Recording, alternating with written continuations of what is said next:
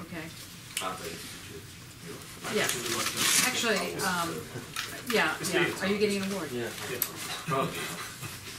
But you're in it was up there this afternoon. I meant to say that actually. We all should be there. We all should be there, yeah. As in the No, artists for I sure. agree with that. I meant to say that. Thank you for reminding me. At 6:30 is the opening at the Barber Institute. Where is the Barber Institute? Yours have been Yeah. In a So place that nobody goes to. so if we got a few taxis and taxied everybody over, that would probably be a good idea. When? At Oh, you 6 guys don't o'clock. have to come because you He's know, probably going to get an award. I'm not gonna get an award. Okay. Not this time around. Anyway, anyway, we can all go at, let's say we could leave early, like at 6:45. The thing starts at 6:30, but if we left here at 6:45, okay, you could leave earlier. But if we left here at 6:45, we would be there by 7. And they would have only been speaking for 30 minutes, right? It goes till 8:30. Where is it? The Barber Institute. I don't know. University. Oh, is it? Okay, so it's about 3 miles. Okay, so you will be easy. Although it's only one train stop, very quick. Is it? Quite lots of trains Yeah. from New Street. Okay. Yes, every 15 minutes there's a train that goes through university. Oh, no. Yeah. Fantastic. I And need then to it's leave, only like, 5 minutes from the just station before to the institute. Great. Just walk like literally through the campus Yeah. and you're done. Okay. So you know where it is. Yeah, yeah. Are you gonna go? Yeah, I was there last year. So can we follow you? Yeah, sure. Okay, good. Uh-oh. Okay. Just straight line though. Okay. So we'll all leave by 6:45. Is that okay? I You will can leave. leave earlier. Yeah. Because I just want to give Alberto his due. Okay, we're ready to hear what you have to say. Oh, I have to say nothing. does that work that way? Yes, it works that way. Oh. Lyotard, under P. Yeah. But Lyotard is under P. Peregrinations. Yeah. Stay with us. Go on. Can I start by telling why I like that painting from Bellini in the National Gallery? Mm-hmm. Do you have an image of it? Well, that it's online. Okay, so I don't have any. it's important to be prepared. Well, you know.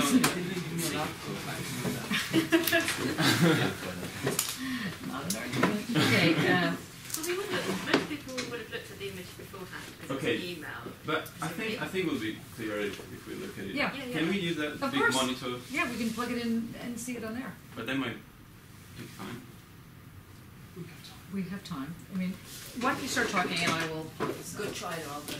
Yeah, that was a good time. What? Trying to get out of this. Yeah. Okay. Well, I wasn't interested in that painting. I don't like that painting because the iconography, or at least not directly because of the iconography. Just My interest in that painting is in its structure, and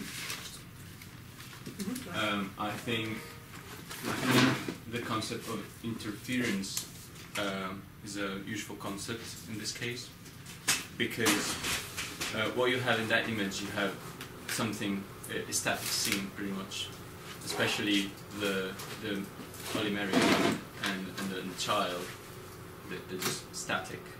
1 second, Colbert. But then, Can you bring this image up? Here. what? Why don't you bring the image up?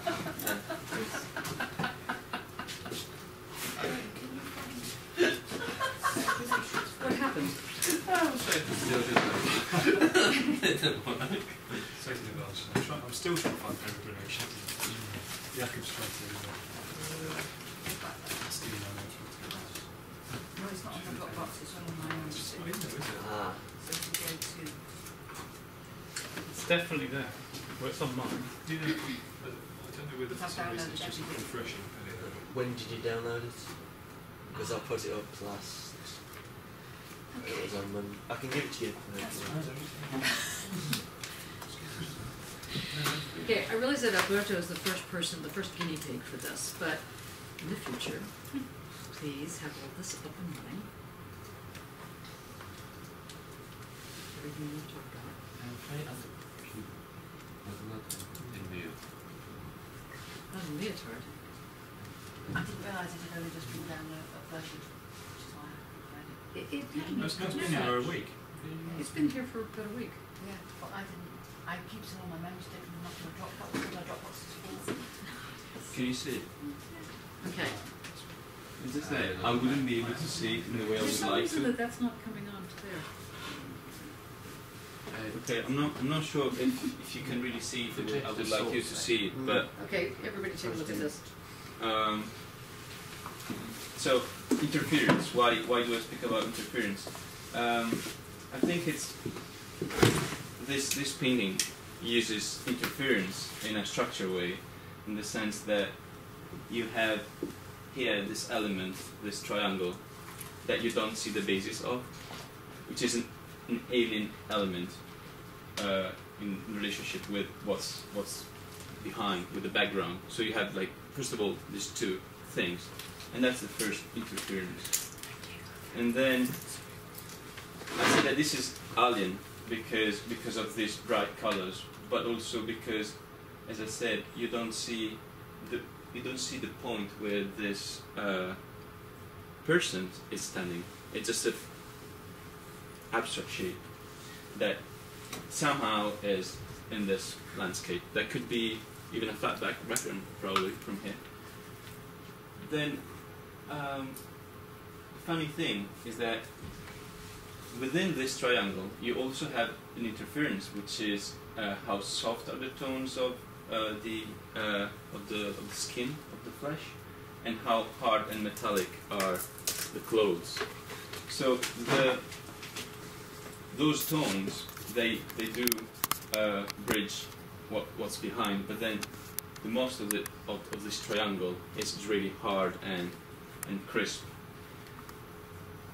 But then what is really important is not really the cape, is not really the dress, is the child. It's are these two hands, they are in this position, so that you have this void, which is actually the center of the image. So the center of this static image is a void, which I found very interesting. And moreover, I know you can't see it from where you are. I hope you have seen it, like, by yourself, better closer to the screen. But then I think this is really interesting. Like, there's a landscape here is divided in layers, and actually the layer where the texture is stronger, crispier, is here, which is pretty much at the level of the center of the image. So kind of this void that goes between the Holy Mary hands and the child. So around here, which is the focal point of the whole structure, what really is the center of everything. On the same level, you have these little stones, which are, or all of them are very neat and divided. So you see the little stones in focus, way more in focus than this. So to me, it gives really very much a sense of potential, of power, in the sense that it's not expressed, that there's a charge that is not delivered, that is not uncharging, and this interference is the fact that you have a main thing here, but then what's in focus are little stones that might be, I don't know, maybe 5-10 meters away. It's almost like this mystic triangle is running on you, like 50 kilometers per hour. It's almost like you're getting invested by this, which is a very serene, still structure. And then in this context, you really have the holy, the sacred, and the mundane. Pretty much anything that is in this middle level, all the human and animal figures in the mundane world, they really look awkward and clumsy, and they're so different from the serenity of this hub here.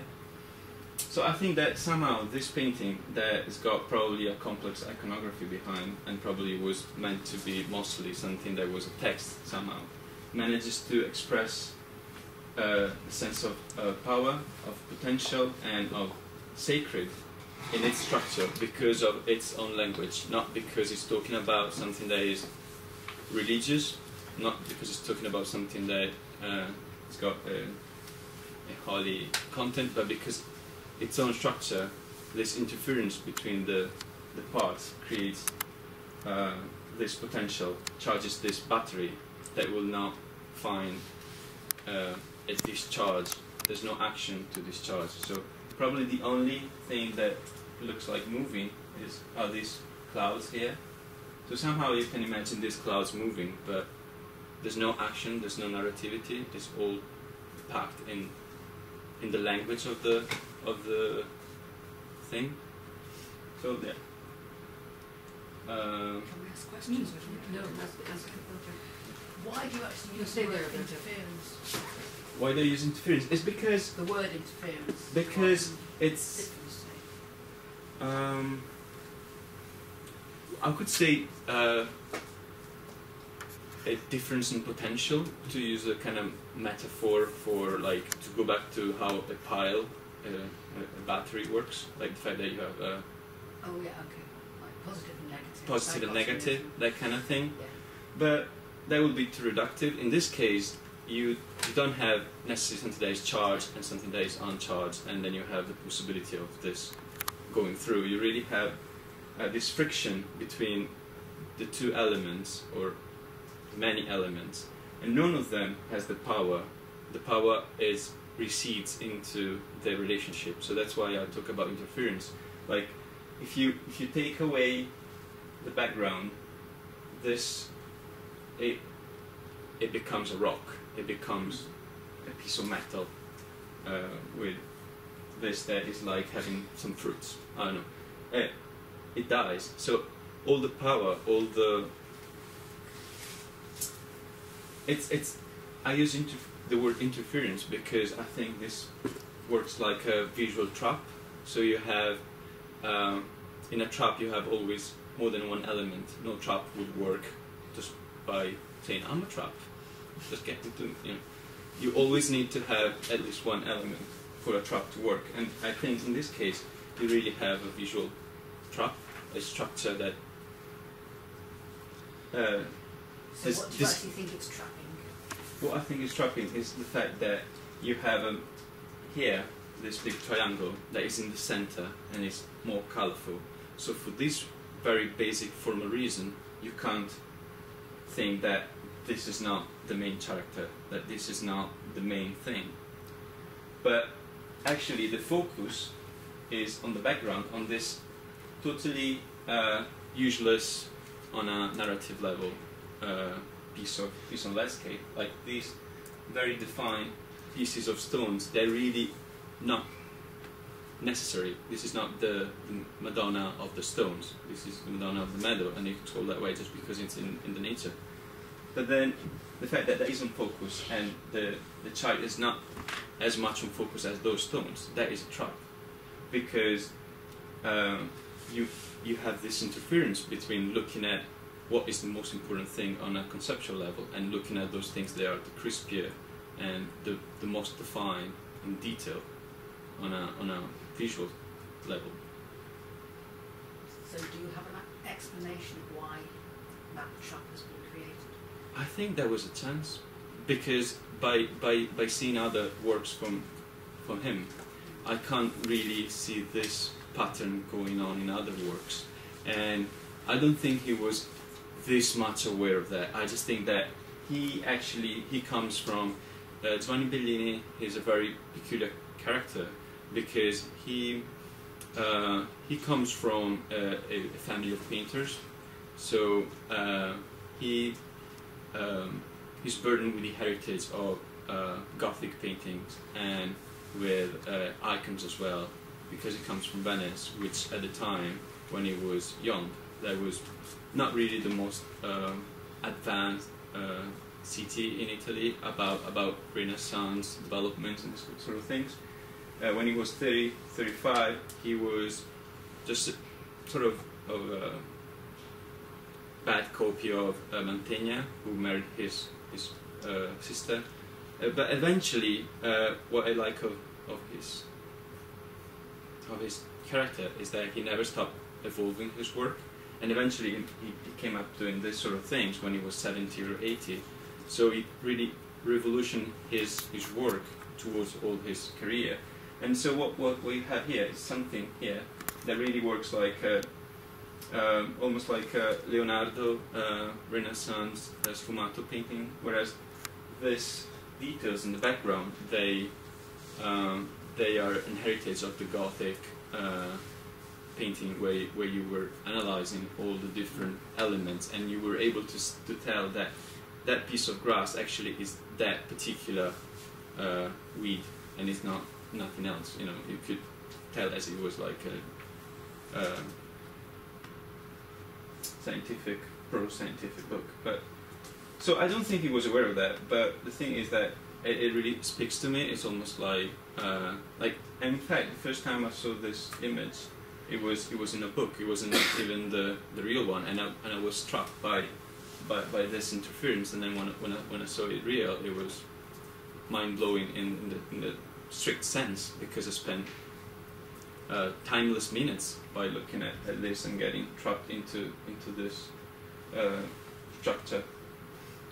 I have three different questions that would kind of emerge. One is that, one is just an observation. I see a number of triangles in that triangle. For example, there's the Madonna head, the one that you point out, the main triangle. But even the child, Jesus is the child's legs, the foot, the other foot, and the groin. That's a triangle. The between the hands and the ends of the legs, you don't start at the head, you start at the other triangles. Between where the head is lying of the child, that is, say, the blue bit, that's a tiny triangle. You could say that the sort of scenery in the back forms a kind of flatter triangle, not so much of an isosceles triangle, and so on and so forth. So there's a number of triangles, and the reason I'm pointing that out like that is because it seems to me that one of the things you're arguing or suggesting, I don't think it matters whether or not it was the artist's intention or not, although it's interesting. I think that what you're arguing for your work, this is question number one, is whether or not there is a structure of a theological game that's going on.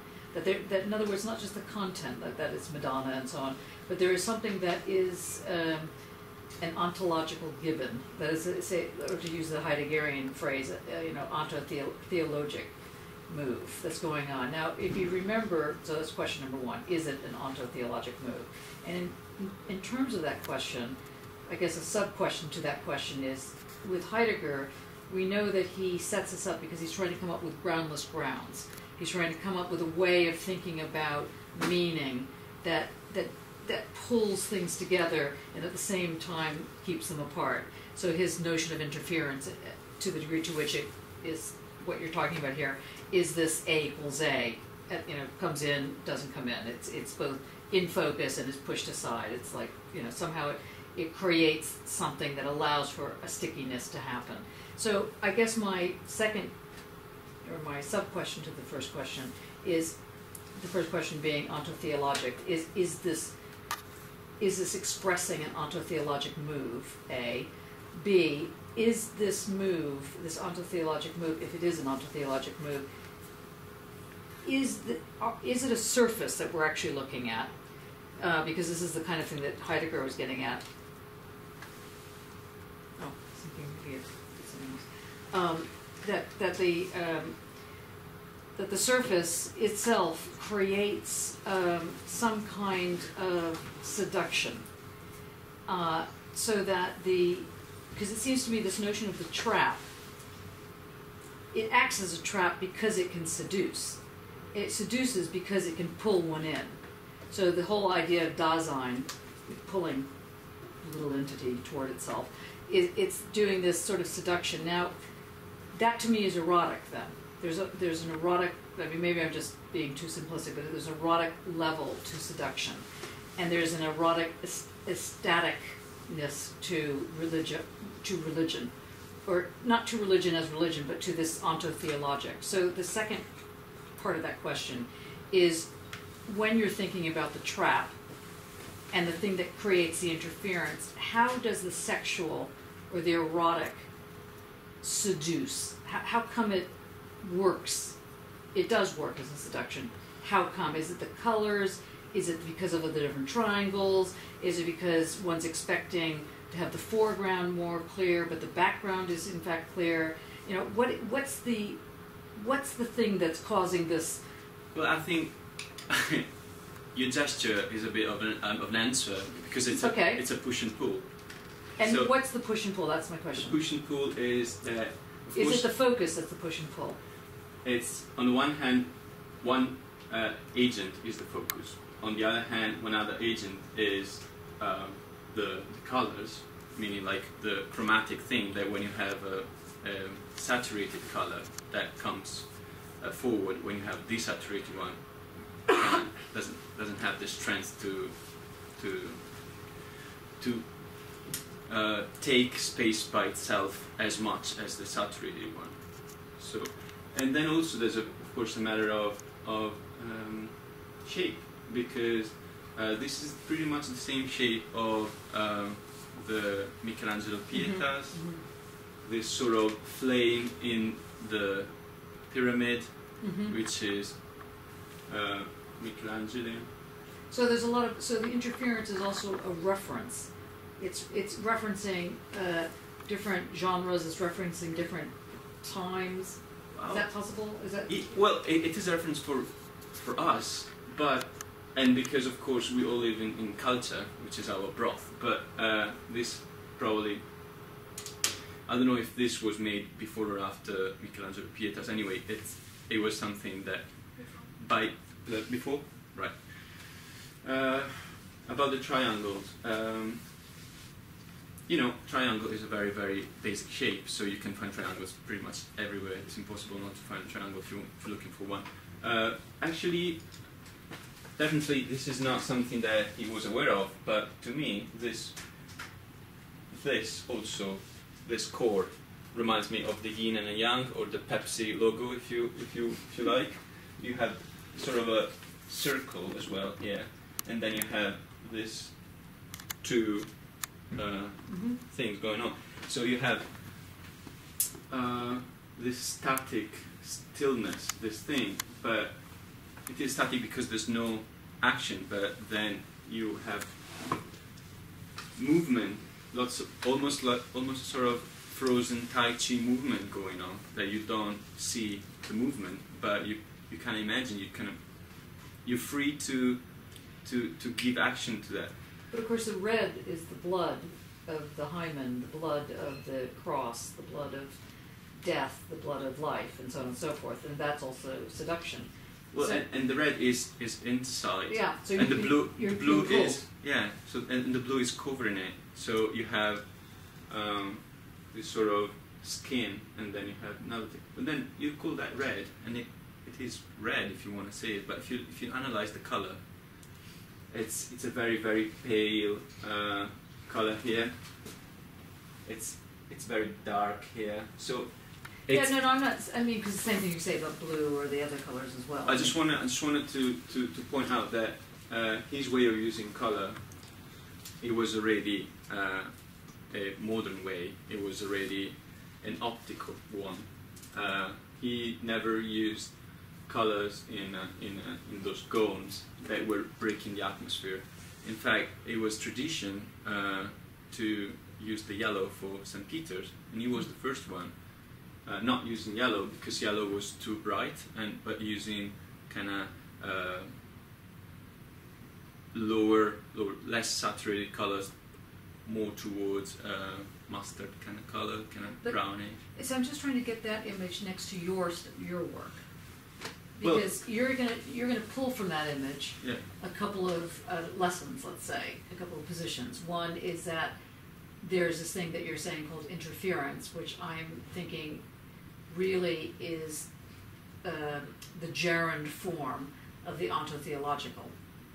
That's I I guess, but I don't know. I'm not sure. I'm not saying- sure what the guessing that. ontological exactly is because I haven't read it. You have read it. It's in Identity and Difference in Heidegger. Okay, well maybe you haven't read it. Yet. Okay.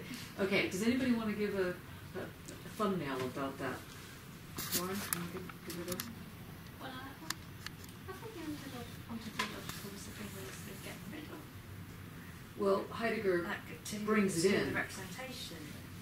And I thought that, like when I read your tutorial, it was like the post-conceptual that you were interested in, so it wouldn't be onto the theological move.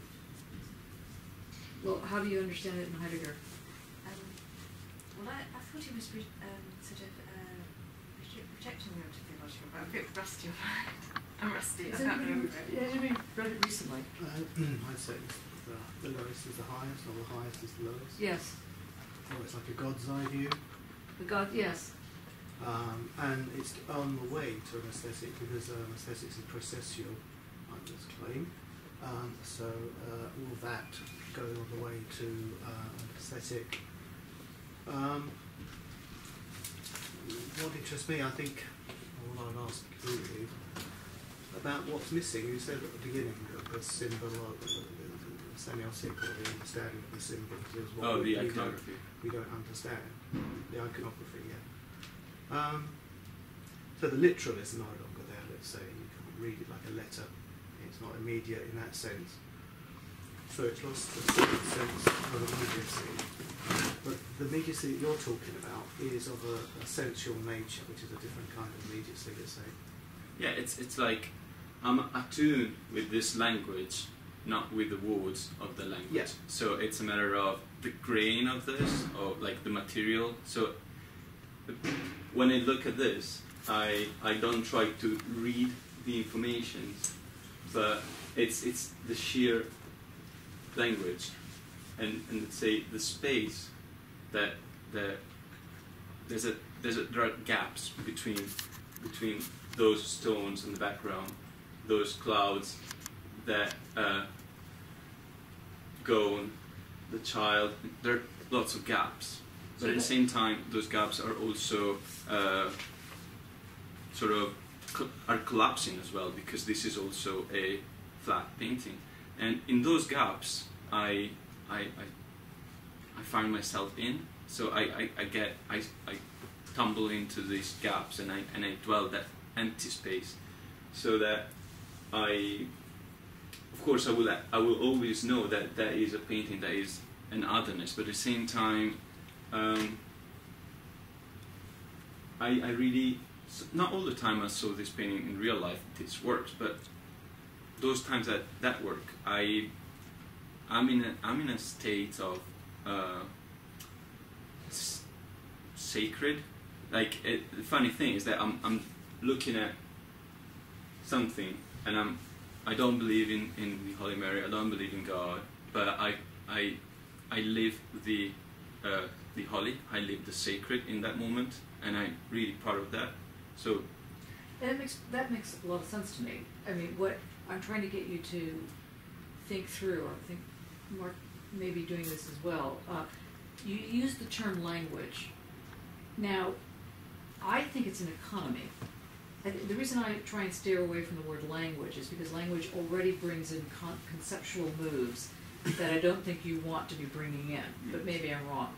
So it forms like an economy, or it forms something that allows one to make sense of it, whatever that sense is. But then when you start looking at the sense, it's not as tight, or it is very tight. Do you use economy as you could say architecture? Yes. Then yeah. But more so, because an economy has not just a texture like the architecture would have, but it has its own logic that keeps it together.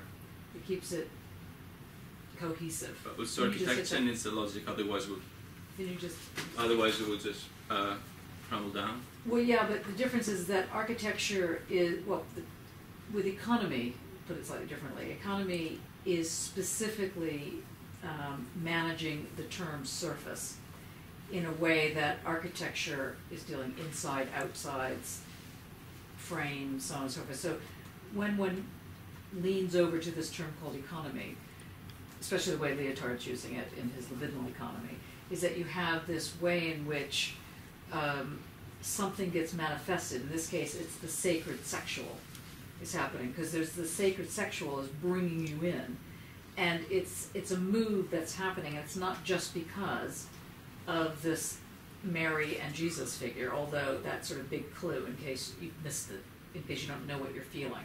Now, I didn't realize that you were working in that direction as much as I do now. I think it's interesting. I do think you need to look at ontotheologic, and I do think we need to discuss that a bit more because people aren't remembering what it's about.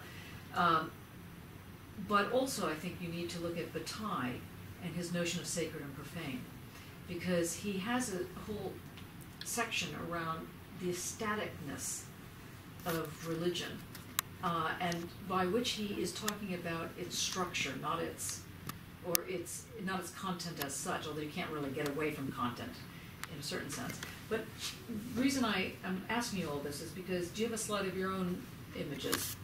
Do you have a slide? I have my website. Yeah, let's go to your website and see if people can remember that image. Well, I don't know really, but Okay, let's take that box and stick it somewhere else. It's obviously you should sit on it, maybe. No. That won't impact. Do you want to sit on this? anyway, Yeah. I like the word architecture, not because I don't want to use economy. I will read the books and will understand. But it's just that I like architecture because architecture requires the void. Like, it's not a matter of walls, it's a matter of spaces that you inhabit, that you dwell. So it's really easy for me to say this painting works like a piece of architecture in the sense that there are structures. I like those structures to be very few, so there's the least number of structure, the more space for you to dwell you have, like the more freedom you have to dwell in that space. But in the the problem sense with architecture in that case is that it's too literal. it might be, yeah. Yeah, seriously. So your work is getting to this other thing where you're challenging the literality, even of painting, literally, like the paint on the painting, and still want to call it painting. And I think it's really important that in practice-led work, the practice does speak first. And what it seems to be speaking is that it has nothing to do with, well, it has everything to do with space and nothing to do with space. So it's playing this paradox, this kind of, again, this inside-outside, this what you're calling interference. And again, Chris's question about what really is interfering with what. You point out the stones, or the clarity of the stone is interfering with the fuzziness of the primary object.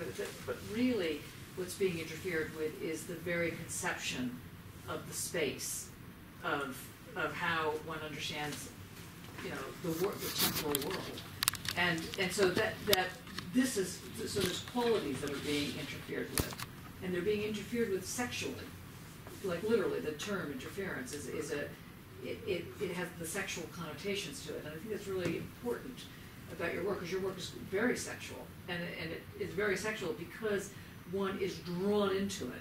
And I think that there's something about this, and it's drawn in a kind of not sadistic way, but it's in a seductive way. It's in a pulled in sort of scenario. Now, do other people feel that with the work, or do you have other ways of looking at this work? Can you focus on one of them? Yeah. I feel as though the word interference really has come from his practice rather than from that painting. Mm-hmm. I feel as though he's sort of Say to him.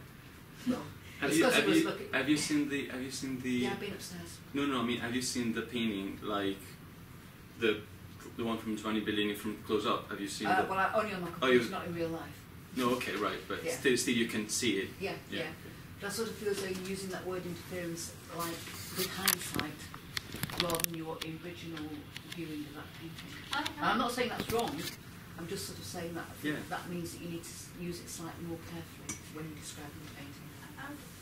I disagree in that. I think that the Bellini painting, I would say there is very clearly interference. That's a really good way of describing what's happening in that work. think what's this- that Just work settle in on one. it. Yeah, I was More probably, important. I just thought maybe, This is- Why it's groundbreaking. Well, So I think it's what Johnny says about who is actually interfering with what. That becomes a little bit unclear, and yes, the visual when we think about the flatness of the painting and the technique used to paint, and then the whole idea of the painting being interfered by this painting itself. So the painting interferes the painting and, Right. and the concept of the painting, and I think that's why interferes is a good word, but at the same time I can feel like it's not just about the technique, let's say, it has the conceptual connotations to it. You need to interfere the concept itself. It's really so talk us through this. First of all, do you agree with what Jakob's saying? which he does with his work. He does.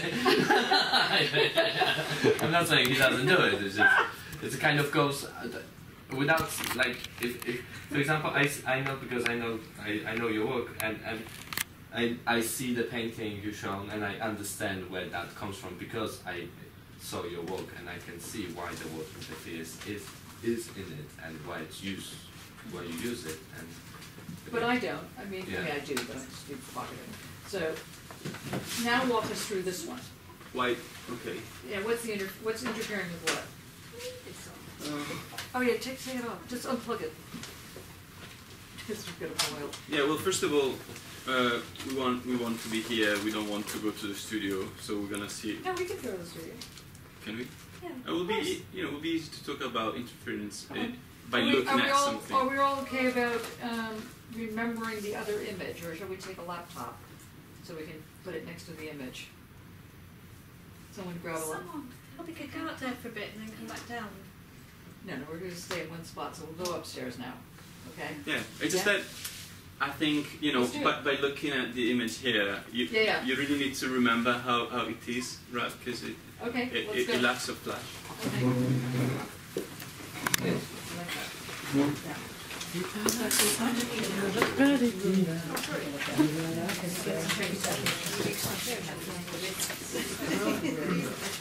fastest mover ever.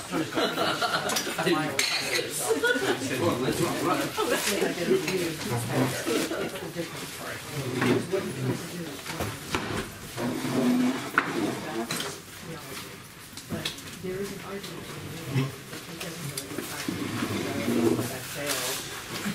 I must not be eligible. Rather than first time. There is this structural moment. It's aesthetically religious. It's a religious ontology. That's what the highest level. Another couple of books on the file. Yeah.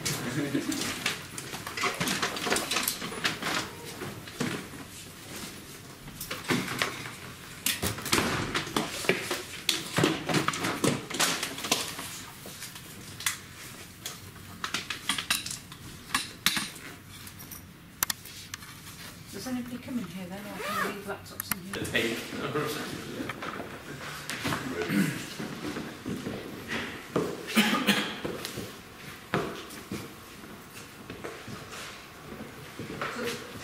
Shall we focus on one of your paintings though first? I think any of them is fine, so we can just pick up one. That one strikes me as sufficiently different. Yeah. We should just leave it alone for a moment. Yeah. No, you want to talk about that? Never mind.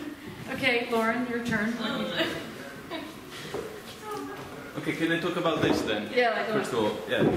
So maybe by talking about this, I will talk also about the others because I can't talk about this just by itself. So let's take these two then. This one is very crude somehow because it's just a space. It's no landscape at all, and it almost worked like bas relief. I don't know how to say that in English. How do you say that? It almost worked in the last 3 days. No, bas relief, like bas relief. Bas relief. Yeah, almost worked like a bas relief because you have this these two elements, the woven part and the unwoven part, and the woven part really kind of stands out very clearly from the other one. And Like literally. well, Literally stands out, not just. well, physically it doesn't, but it really looks like it is. Actually, physically, this part is standing out Right. because it's a bit more. That's what I mean. It literally stands out. Yeah, Yeah. you see that it's almost like an alien body if you compare it with how it feels the skin of the painting in the other two sides. Mm-hmm. This work, I think, managed to give this very strong spatial impression because of the rustle, because of all the visual noise that it is made of. So you have the visual noise within the printed thing, all the pattern thing. You have the visual noise of the unwoven stripes, the visual noise of the woven parts. But what I wanted to do, like in this one, it was okay. Let's try to get away with to leave aside all the visual noise, all the visual noise that goes on there homogeneously. So like, what would be a part like this? Here is white. So what happened is that, at least to me, this work looks really, really bad from more than 2 meters away, because you see in the center of your eye, and so you focus it as a piece, as an object. Whereas if you look at it from 1 meter, maximum 2 meters, if you look at it from that distance, this outer parts, those parts go on the sides of your sight, and so they become peripheral. They become peripheral, and so if you get close enough, then you get into the visual trap of this work. You don't look at it as a painting anymore. It becomes almost an installation, I guess. And the trap here is the interference between this thing that represents a sink, I guess it was clear enough, which is done with color. That's but not necessarily clear that it's a sink. I thought it was a TV until you just mentioned the sink. I didn't know what it was. I thought it was the same. Well, I think in order to see the sink, I've just got no imagination. you need to see it from that 1 meter, 2 meter distance. Right. How would it work if it was directly on the wall? If it was directly here. Not having, not having the light. Well, at that point, you still need to decide where to finish, because in this case, you have a soft edge, like there, those stripes, and the white that goes on the sides. That is a sort of soft way to go from what is the center of the image, the peripheral part of the image, and then the very, very outskirt. So this white sort of blurs the hard edge of the image with the wall.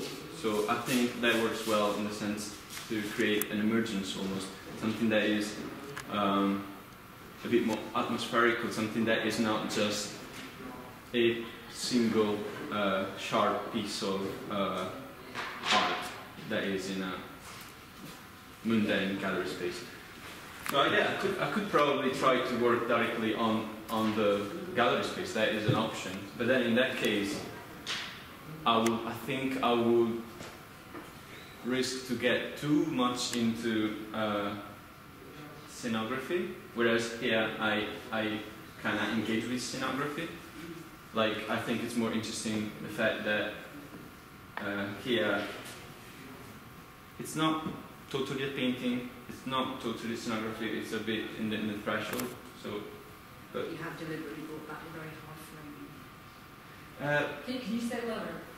He's deliberately brought back the very hard framing, which he's got away from with the others and the soft edges. Well, the hard framing is hard framing from that distance, from your perspective. But if you stand 1 meter, 1.5 meters from here in the center, then this is no more hard framing. This becomes, because in the way I would like you to look at this. Excuse me? Yeah. The way. Closer, much closer. No, yeah, it's about about here. It's good. Yeah. Need a little line in the foot. Yeah. If you look at it without moving too much your eyes, but just resting your eyes where you feel that is the only place where you can rest them, let's say, that you don't struggle not to move them, then in that case, I think, if you don't feel too much social pressure, you should get into the space of fascination of this, and you shouldn't see this too much as a hard edge. You will be aware of it, but it should kind of. I'm obviously framing. Okay, yeah. I don't think anybody can like Just really loud. people. And, There is something very interesting right now is happening, and that it's kind of beyond maybe your research on that, but the fact that you directing precisely how eye and body should behave in order to look at your paintings. That precise decisions, like don't move your eyes too much, stand 1 meter from it. And I feel it's kind of, and you talked about interference, and I think there's an interference in how the paintings should be looked at. You're forcing them to actually structurally, you're creating a structure of looking at each painting somewhere that in order for them to be seen in a way that I agree. The thing is, I'm not saying that this is a work that I'm happy with. I'm just saying that this is the work where I ripped the noise out of it. I just kept the only noise that was necessary for me to still make that kind of little interference. So that's why I need to force her to see it in a specific way, because I think it's the only way to get what I was trying to get. Whereas if I say, look at that, look at this, I don't need to tell, okay, now you need to have your eyes at this level of the horizon of the painting, and you know. Oh no, I think it works also for as an argument for myself to say that the noise there is not decoration, it's got a structural function that when you get rid of it, you also need to balance this loss of noise by forcing the viewer to see it in a noisy way. So in Exhibit A, on the wall, the one that you said was more mundane, that one is making people, it's already directing you. It doesn't need you sitting there going, oh, look at it this way, because of the way that the noise functions, or let's put it that one is fastened or fascinated or drawn like into the void, into the seduction, very specifically, because the noise creates a very specific pattern of attention, of making you pay attention. Actually, that's a bit like the noise helps to create this fascination, but Okay. it's not enough. No, okay. You But don't then create the fascination then you to said that. you rip out the noise. You just said that you rip out the noise, and so the noise that you've ripped out and thrown somewhere else, is that noise that you've thrown somewhere else, is that what's on the wall there, No. or is it somewhere else, is it elsewhere? No, I'm just saying that you see here you have noise A and B, and noise A. I just get rid of noise A as if it was an equation and say I just keep B, because A is everywhere. Mm-hmm. So here I just have B, I don't have A because it was everywhere. I just tried, and I saw that I really needed A. The other way not to use A is to force the viewer to see in the way you see, because otherwise it just be by Okay, so itself. then getting back to the painting, the earlier painting, the Madonna painting. So the interference, which up here you're referring to as noise, that interference is actually like a director, and it's a kind of it's not a social agent. I mean, it's not an agency type of director, but if you remove part of it, then it doesn't interfere as well. It doesn't interfere at all. Something like that is to say, it doesn't make one see something. I'd say that Bellini painting works in the sense of this, in the sense that the noise is not everywhere, so the interference is between the parts. It's just that in that case, in Bellini painting, you really have a homogeneous atmosphere. So apart from this strange metal-looking clothes, everything else has got a very warm and kind of twilight, almost. And also understandable in a certain sense. I mean, it's actually comprehensible. Yeah, so it is fascinating because it evokes a fascinating atmosphere that anybody will enjoy to be in that field. So that's why it works. Whereas here, it's very feeble, very delicate. You need to have also some specific light to see it in a certain way. In fact, I noticed that when it's dark, during nighttime, with just the these neon tubes, I saw this as if it was a night. How do you say? Like someone plays, during the night time, sort of. Whereas when it was morning with bright sun, I saw this in a totally different way, and this part seemed to me to be a window to some sort of nature. So I was baffled because that was the first time that light was changing so much the content of the image, even for myself that I did. So I think this is sort of attempt to go to the bone to get away of anything that could get away with. Also, there's this stripe here that it works. It works a bit like an alien agent. It's something that you can't really ever decide what really is. It makes sense always in relation with the other parts, but it, chromatically speaking, is also useful because this is colder, this is warmer, this is even warmer. Sorry. This is even warmer. So this yellow helps this to be a middle point. So this thing that is the most structured part, the most figurative part of the image, also becomes chromatically the middle white, sort of. So this kind of look like a bit bluish when it's nighttime. So, sorry, I was just going to say that. So you've got different words for sound. You've got interference. You have noise. You have rustle. Do they mean different things? Yeah. Okay. Can you explain that without describing that? Can you analytically? So rustle is different from noise in the sense that rustle is it becomes a system itself. So you can easily see it as a whole, like it's something that the little parts that create the rustle, they can lose their identity and become a rustle, like a cloud almost. Whereas the noise, to be really noise, it's made out of glitches, made out of things that can't really turn into a unity. So you have, in this case, I did some little manual glitches here in this middle part, like I cut some odd shapes into this.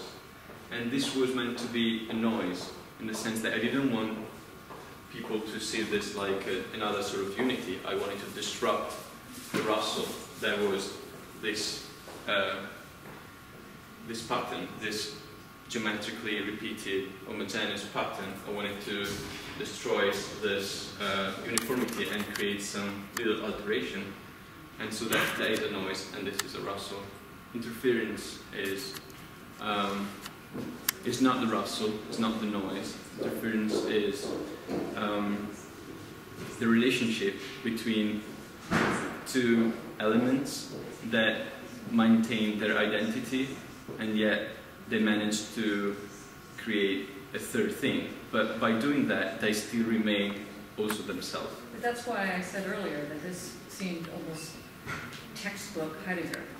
It seems very identity and difference, that like the interference strikes me as a form of difference, and that because it's wholly other. It's not something that creates the unity, nor does it break the unity. It does something else, and in doing the something else, it creates a whole way of fastening, a whole way of like looking.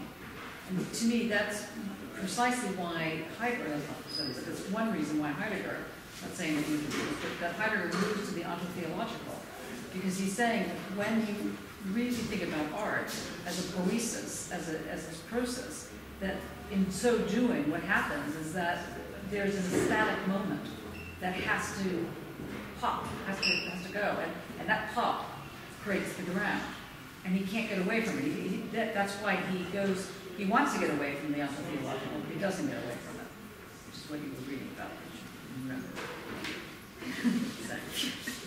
Does anybody have a view on that?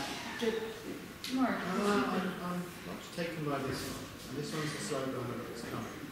The longer I sit here, the more this happens. Can you hear me? Yeah, so I like this one here. Uh-huh. I don't understand it. That's probably why I like it. So I'm attracted to this one here. This one's the slow burner. It's coming. The longer I sit here, the more it arrives. I like this idea, these like acting as tools, this kind of rustle that you can then put into different interference and noise as tools that, as an artist, you're an artist, and you're artist tools to create a sensuality, a repetition in the sensuality in these different canvases that you produce. But together, that vanishes and becomes this aesthetic rendering. So when you go into talking about it, of course you're doing other things by talking. You're talking to your artist, everything that goes on with that. But yeah, I'm liking the process. I'm liking the way that you're describing. I'm liking the way that the pictures are beginning to happen, beginning to speak, because there's your language. They're beginning to make sense, and they're feeding things that I'm thinking about, like that. They're feeding into thoughts that I'm struggling with to do with art. Maybe it's autonomy, or maybe it's sovereignty, or these kind of problems. I'm liking it. I'm liking the presentation, and as I say, this one is coming. I like this idea of rustle and the noise and the interference as tools that you are wielding, as it were, as an artist. And I'd like to see more of it, and I'd like to see it bigger as well. I'd like to see it on grand scale. And I also like the way that this is like, because I just started. This so these are experiments. Like, I wasn't aware of how they will be looking like in none of these cases, really. And that's why I'm also quite satisfied, is that usually when I was painting with proper color on canvas, this sort of thing, I probably had too much knowledge of the result, and then usually when I was starting a new series, I might happen to do the best work at the beginning of the series, and then lowering the intensity of the results, probably because I was too much mastering my thoughts, and eventually probably I wasn't able to create something that was really surprising me and I could love, I could see as an otherness. Whereas here, the fact that the main character is really the interference between the two layers of the two photos that I modify digitally.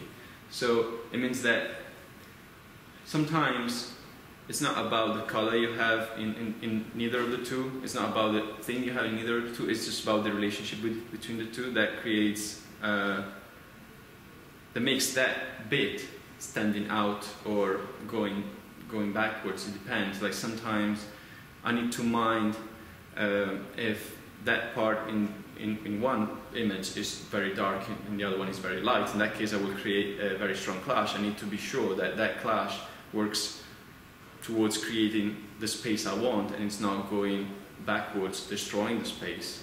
So it's sort of an adventure. I like this one because the perspective, perspective in these are almost recognisable as something. It's like buildings and stuff. The perspective always has that effect on me. It's the language or something, but above the ontological, there's a beyond, there's another, because of the perspective effect. So really, it's kind of idea that there's a distance or something in it, which is beginning to be lost in that one, which is why I really like this one over here. And I said at the beginning that wasn't a landscape, but all he needs, I think, is not a recognisable landscape, which is totally different. It's an economy. I like its tallness as well. The reason why I'm not totally sure about this work is that I was, okay, I don't know if you notice it, if you're familiar with the PhD office, but when you go up the stairs, you see that thing. So that strange structure actually is in front of our office. That is something very, very peculiar and specific. And I was afraid that by making something that looks that odd, it might turn the viewer into curiosity. Like what I'm looking at is this or that. If I'm a bit concerned that if the viewer is too curious about what he's looking at, then that curiosity, in the sense of also Heidegger, it's kind of shallow thing, like that you look at it because you're curious, but then because you're curious, you don't get into the depth of forgetting about the importance of knowing what it is and just getting into the materiality of it. So I don't know this object. I mean, I do not know what you're talking about. I'm glad that you. It has a different kind of resonance with me, and that's how I see it. I like the way it's heading towards abstraction more personally. I like that. I like the way that then you're building the pure tools and noise and rustle away from the ontological, which is, in my mind, is perspective that always says, oh, there's a beyond, there's that effect. But there's a beyond also there anyway. That's how I understand it. Yeah. That's how I read into it. Anything that's perspective to me says beyond. No, I just think like the distinction between self-representation and then moving towards abstraction, it's actually sort of moving somewhere else that isn't abstraction. Yeah, I think that's true. I mean, that's why I wanted to push you on this economy sense, because but one struggles with the right words. I mean, so it's, but it seems to me that if we were, this is going to sound crude, and so I don't mean it as crude as it's going to come out sounding. But when you think about the Bellini work, and you think about the triangles again, and the relationship between, let's say, the major triangle, which was both absolutely front and center and in fact fuzzy at the same time. It had that kind of weird, itself was interfering with itself. And already that there's the first interference. And then the interference between the front, as it were, of the image and the kind of receding background, which in fact the background was more present than the foreground. All these kind of things were going on, this kind of inside out. Now I think you have a number of triangles going on here. Of course, it's not triangle shaped, but they're not literally looking like a triangle. But they do that same kind of thing. The thing that's in the front is actually in the back, and the thing that's in the back is actually in the front. So I like how you're trying to play around with, how various things like the cut doesn't operate as a cut, and the pleats, or it's the weaving or whatever it is, doesn't operate as a weave. Except what it does do is it kind of concentrates, but then as soon as it concentrates, it also doesn't concentrate. So you have this like in and out movement that's going on. You have lots of triangles all over the place that are going, look at me, don't look at me, like this kind of thing. And I think that's working, and I think that's very rich. What I'm curious about is why call it noise? I like the idea of noise, and I like the idea of developing a whole philosophic post-metaphysics position around acoustic philosophy, or whatever we're going to call it, doesn't really matter. But what is the value you get for calling it noise? Well, either you call it noise or you call it dirt, but it's Okay, I'm happy with that. it's the I fact. mean, but isn't it because you're trying to do something around not advancing the curious? I mean that in a positive sense. I mean that you don't want the representational animal Yeah. to come and do this. So noise allows you that. That's why dirt isn't quite good, because even dirt brings dirt to it. Brings the image of dirt to it, if nothing else. I say not dirt because dirt is the being displaced, the not being in the right place. Because, I see, right, okay. you know, cream is good on an ice cream, it's bad on the floor. A piece of paper is good for your nose, but when you see it on the floor, it looks like someone just had, you know. But if it did that, that would be called noise. Is that what you're saying? Yeah, okay, that's good. I mean, I think that's important. And I think that we made a breakthrough in that sense. I mean, or at least I did, in terms of understanding what you're doing with the word noise. Because there are other people who work in sound and harmonies, and they have a very specific notion of noise, which, as you know, Ed's not here today because if not he would come, but, you know, he would be, I'm not saying that I agree with what he would be doing, but he would have a position on it. Actually, what's your name?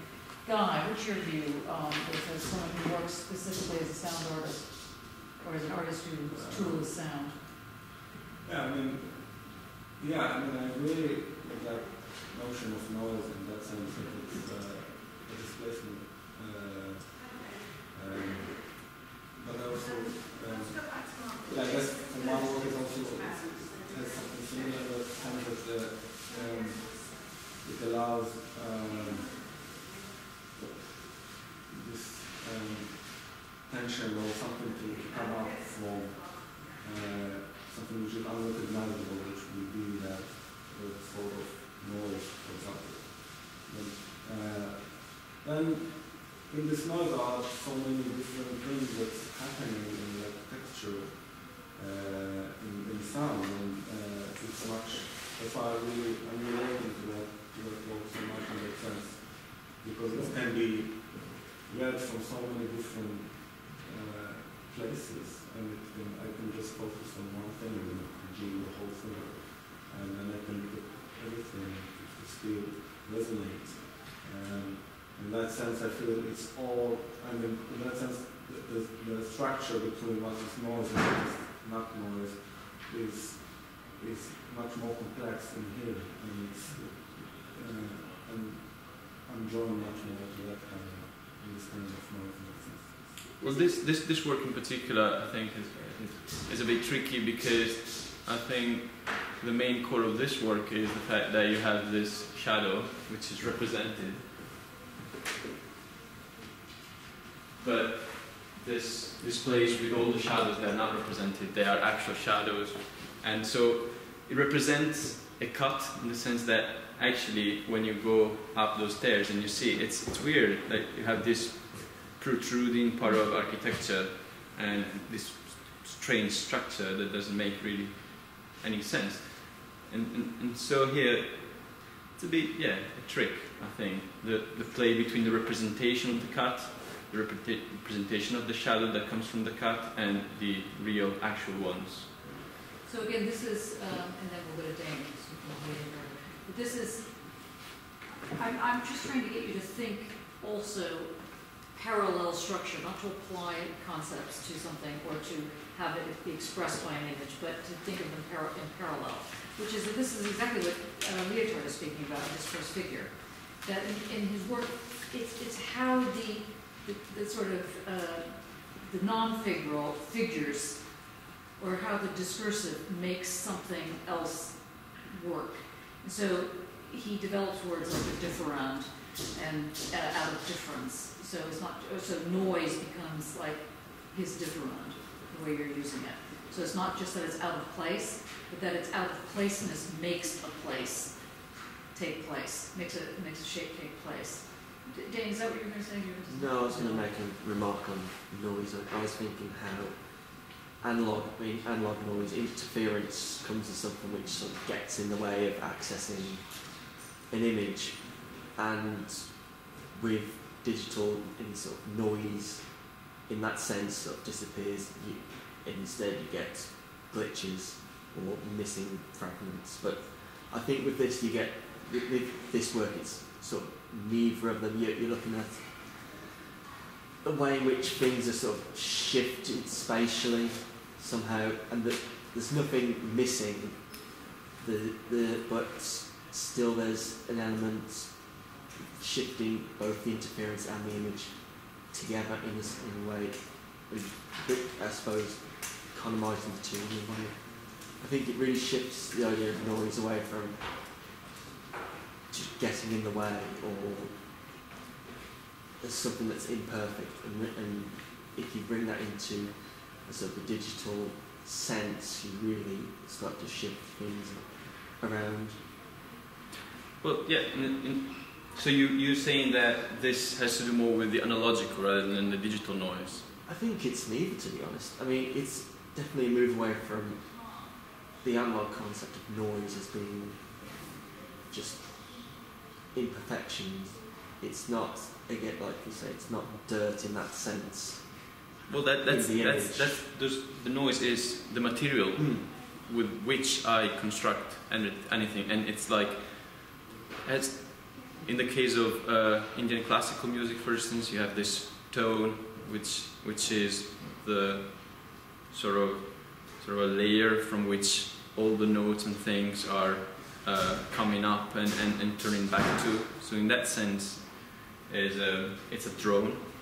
It's drone, not as in the flying drone. It's the same word, but I meant, you know. But it is kind of, actually. Anyway, sorry. So yeah, so in this push and pull, always relate to this sort of drone, this sort of middle thing, hub. Hum. Yeah, hum. This hum is going on hum, and as long as you hear the hum, means that you are into this space of fascination somehow. If you are too far away because you're busy with your own hum, then this will look like chaotic. But so let's stay with this hum for a second. So I think it's a really important thing that Dane's bringing up with the analog versus something else altogether. In part of your tutorial reports, you talk about dimensions, like second two dimension and so on. Does this hum take you out of the field of dimensions or put you into something that would be nth dimension or some sort of other way of understanding how a dimension operates? Can you elaborate on that? Well, I think that in the most mystic point, when you are not really experiencing it, when in those rare cases where you really are so much into it that you're not really aware of yourself, then you are outside of dimension. It becomes really a mystic thing, and that's also irrational and mystic. Also, the fact that it's not that any time I go back to National Gallery I can get that.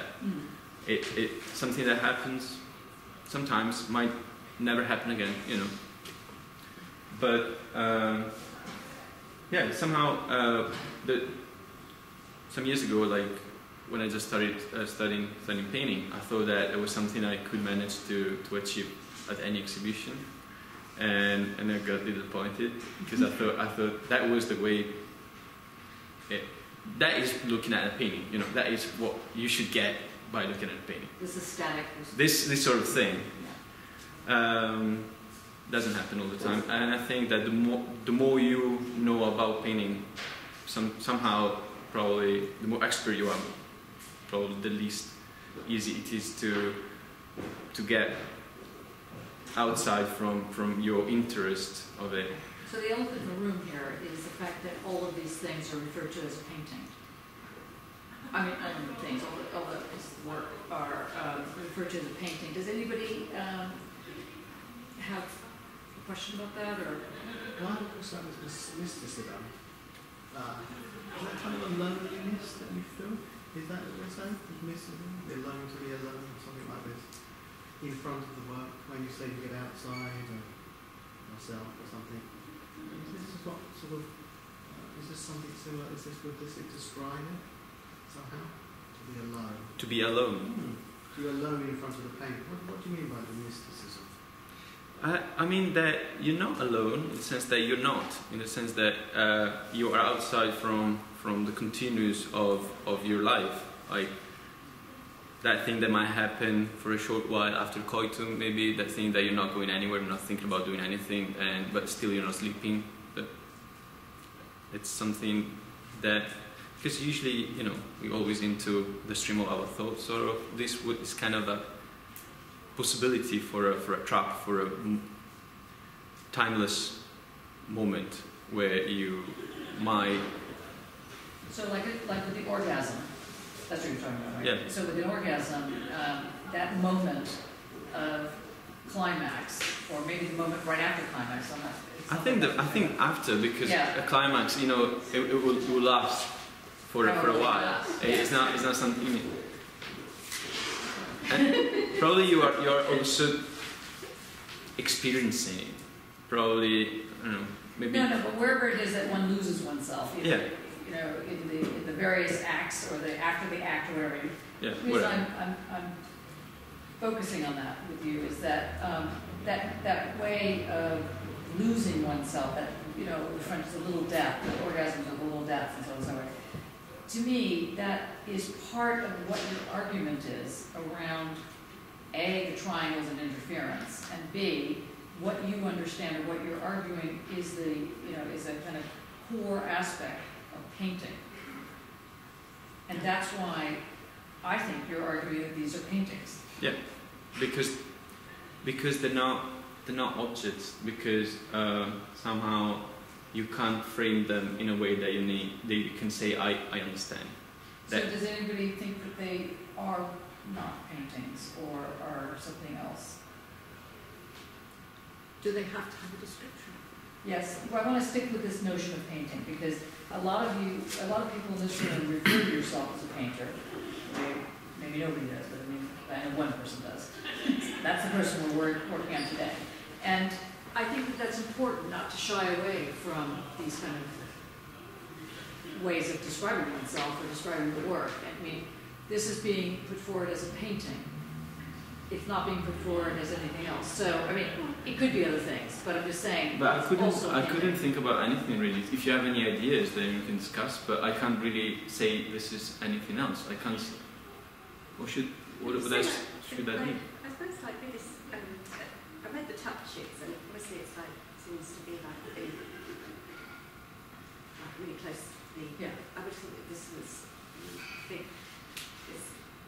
this seems to be closely related to the territory of what you're dealing with, but in terms of like when we were talking about this painting, it's the chromaticity as event and luminosity. This is a kind of milieu of the interference that's being worked with. That's as matter as well as any content of the images. So in terms of but it's also, yes, it is extended into installation, sculptural kind of, but it's not but the chromaticity of it is there. That's an important aspect of. So you mean that the chromaticity is there? It's not emergent? So if you say why describe it as painting, it's that the colour is key to how the interference working or the luminosity or light. It's not kind of that you can really remove that from it. And with the Bellini, so there's something wrong. It just does sound like a food at this point. Why is it important that it is painting? Why is it important to you that this is? Well, to me, it's. I mean, I'm looking at this and I'm seeing a textile on some level. I'm just physically, in terms of the way you're making it, I'm seeing kind of elements of you're taking a flat surface and making it three-dimensional, having multiple kind of temporal layers coming together in some way. And so I think getting hung up on the idea of it becoming a painting is kind of. Well, I disagree because I think it's not. I kind of think it would do something if we described it as it was just weaving with like nice bit of pattern or something. It's doing more than that. I just think if you're describing it as a textile, I don't really see. I mean, you've got a rigidity in the text. You've got things coming together and kind of being interacted with to make a whole. And I think that's what in some level we're doing with the work that we're making here, and we're transforming two-dimensional surface into a three-dimensional surface, which is in the same way as you produce fabric or textile. I don't think you're, by saying that, you're saying that it's not necessarily painful, which I don't necessarily disagree with, but it's not kind of breaking it down and making it less meaningful. It's just making it, for me, more interesting, actually. I wanted to keep concentrating on this point, not just to be irritating, although that's probably partly secretly, but not that long ago, the word philosopher, for example, was not used because it was considered either arrogant or saying too much or saying too little, and so the word cultural producer. The same thing for artists. Nobody called themselves artists because they were cultural producers or something like that. And I think there's something quite important about the word painting that I don't want to lose.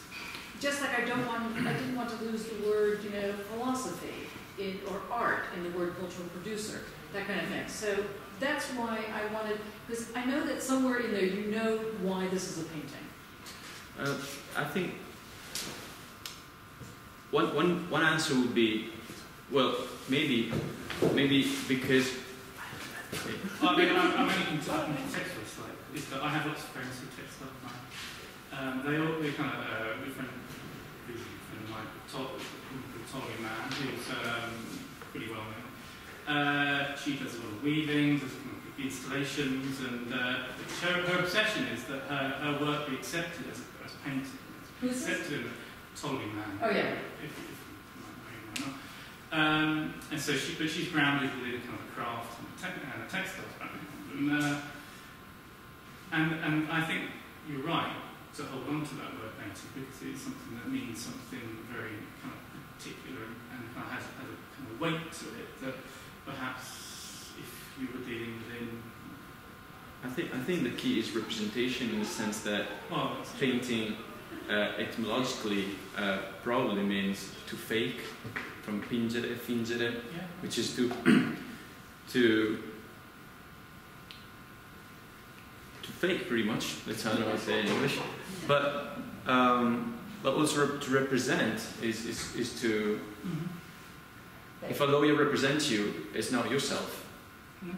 They just take place for you, kind of fake your presence somehow. So I think this would be considered just textile probably if they were completely abstract, if they weren't trying to create any sort of representation of spatiality. Well, I'm not suggesting they're not purely textile, but I think you're right. I'm just saying that I would say that those are not painting. No, I think you're right, but I just think that they are using processes that are embedded within other areas, which kind of are embedded within your work on some. But the way I use this material is by thinking and using the language that I mutuate from painting. I don't go back to. I don't seek the reference of the textile. Maybe the only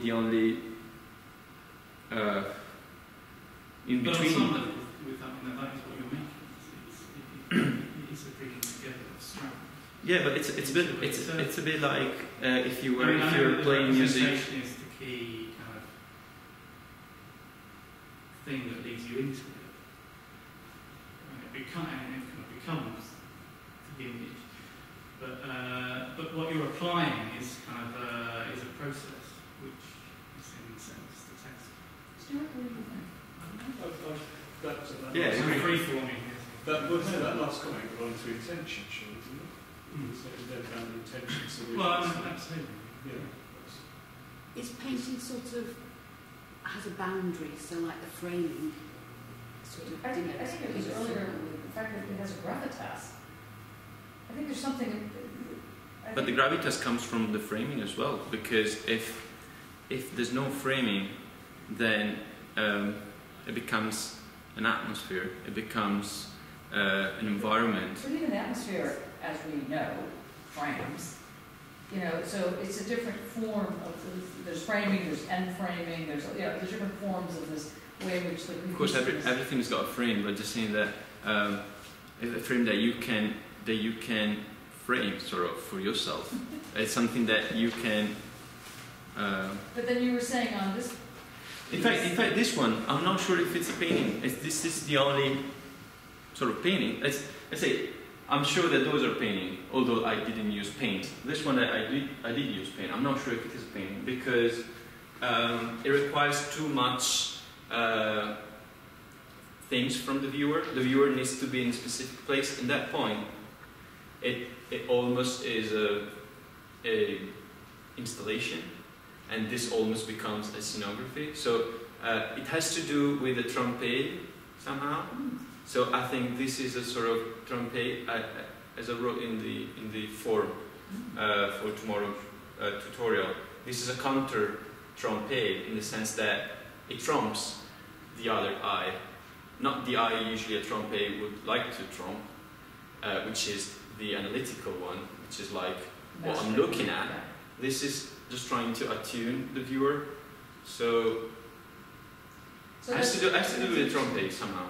And so you will never think that you're really looking at something that is real, but at the same time, maybe if you really are in that area that goes from this beam to this one, and if the light allows you, and if there's not 20 people around you, you know what I think maybe you get into eyeline. it. It didn't work for me because of my eyeline. You're much taller than me. Yeah, in fact, I was thinking that if this sink, which is pointing and horizon point here, if this horizon point is too different from your one, then it just doesn't work. That's also why I think this is a trompe, even though it's not a traditional one.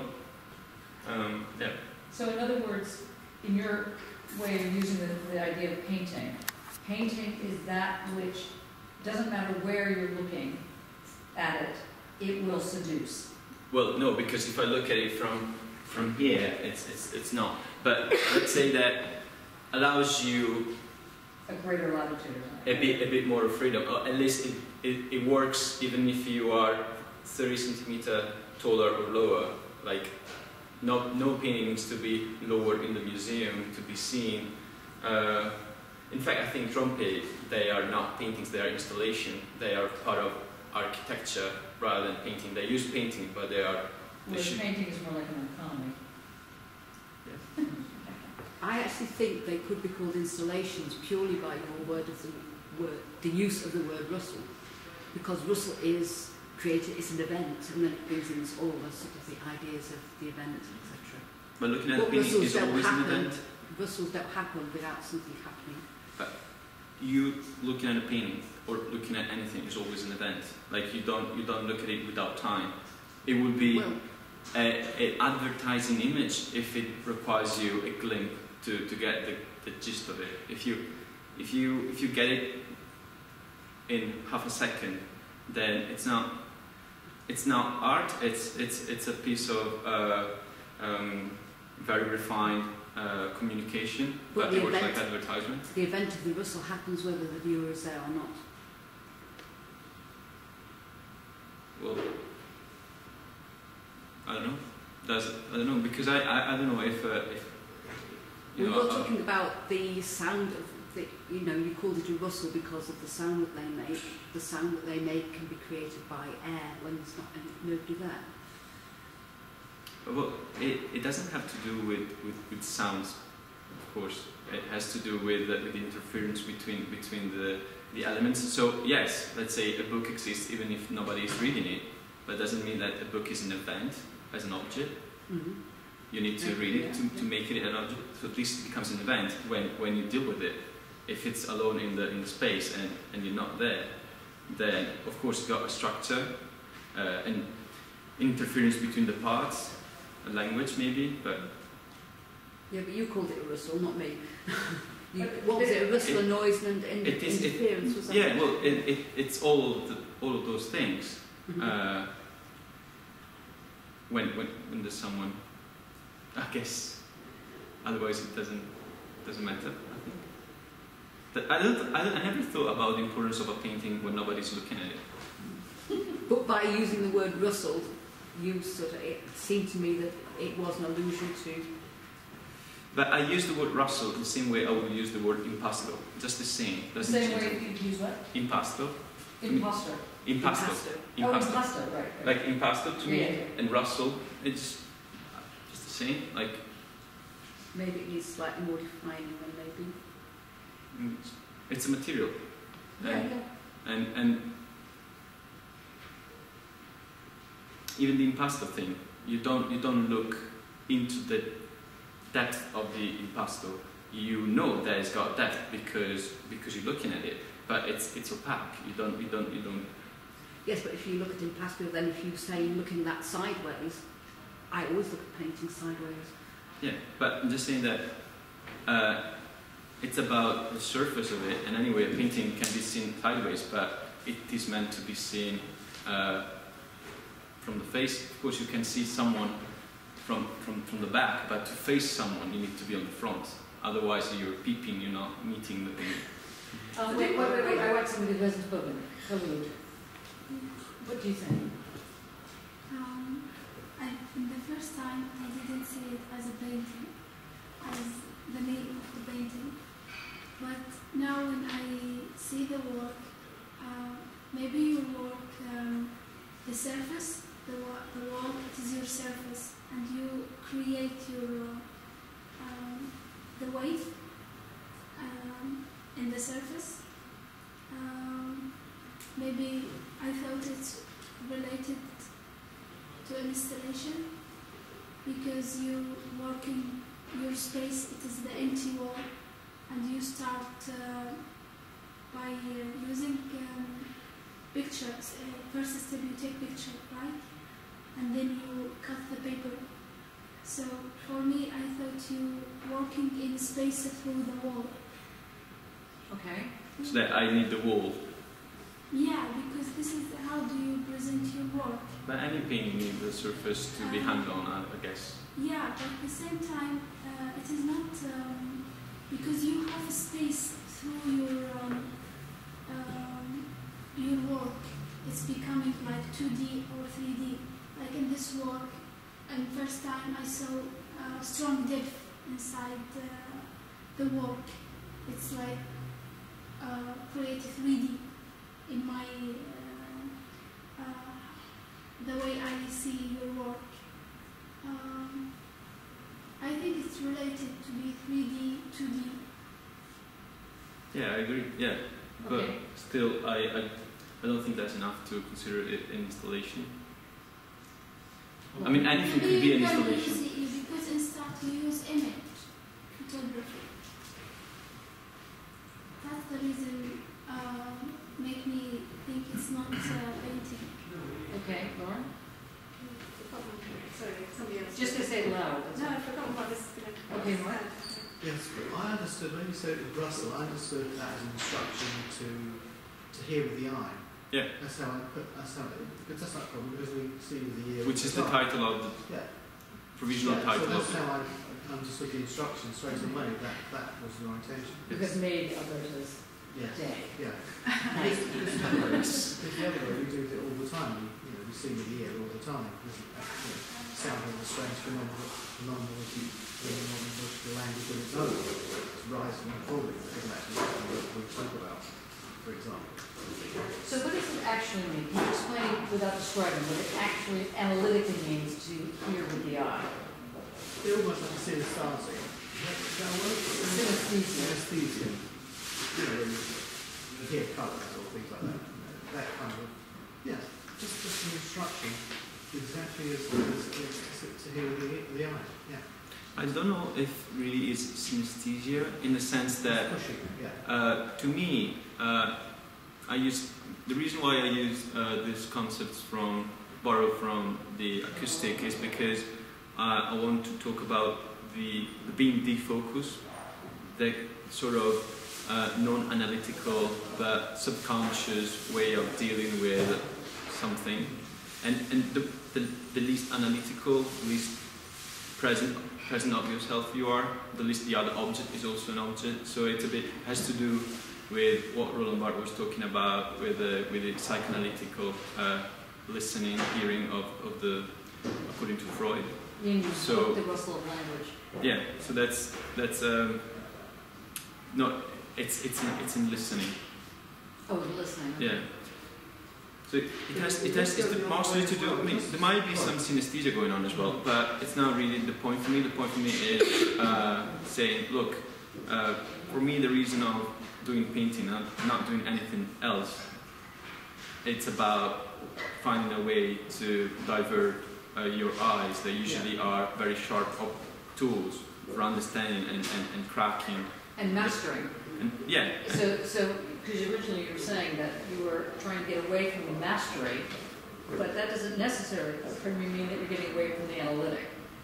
So there's the analytic that masters, and then there's the analytic that's the senses that have analytic power, as it were. And that's, yeah, totally. And you just shout because we're trying to... Yeah, because when I was here on Friday, and I spent an hour here, and I looked at the picture of this, and I was... and then you got a fever. Yeah, I was looking at the picture, and then when I got back home, I had this kind of I was thinking, wow, this is actually a composition. When I can actually wanted to have that as a composition sheet, and to have a quartet, for example, to play according to that. And I saw that in a very musical way. Yeah, I mean, and I feel in much way this is also what painting is, that I don't think it's about the frame, it's actually about how the edges are kind of being lost when you're actually looking at the painting, and because of the texture and because of all these elements that's going on, and it's not the image, the frame, that's become actually something alive in there, because of all those elements that we were speaking about. And it's also much like the sound, it's continuing on after, and it's already gone. It's still reinventing itself in your mind, and it kind of hums, and keep on going. But yeah, also, again, with Guy, really what it says, I mean, with the perspective, there's a rising effect, and as a sound effect as well. That kind of tone, low and high. We call it a rising tone, but there's nothing rising about it. It's some kind of strange phenomenal language. Maybe that's to do with the environment and the background, we could say. But with things like this, where you've got a perspective in it, there's that sound going on as well. Now, I don't know how you describe it, not rustle, it's not noise, but there's a rising effect in these two especially, which is compromised. I think what I said in representation, which is compromised in this one, which is why we'll go back to this one here. Because this is much more musical. Before the representation, before that happened, this is a much more musical, this one. Difficult music. This is more understandable musically. You've got the rising effect, you've got the noise and the rustle. There's something going on with that one before the representation. But we end up, people maybe think of these things acoustically.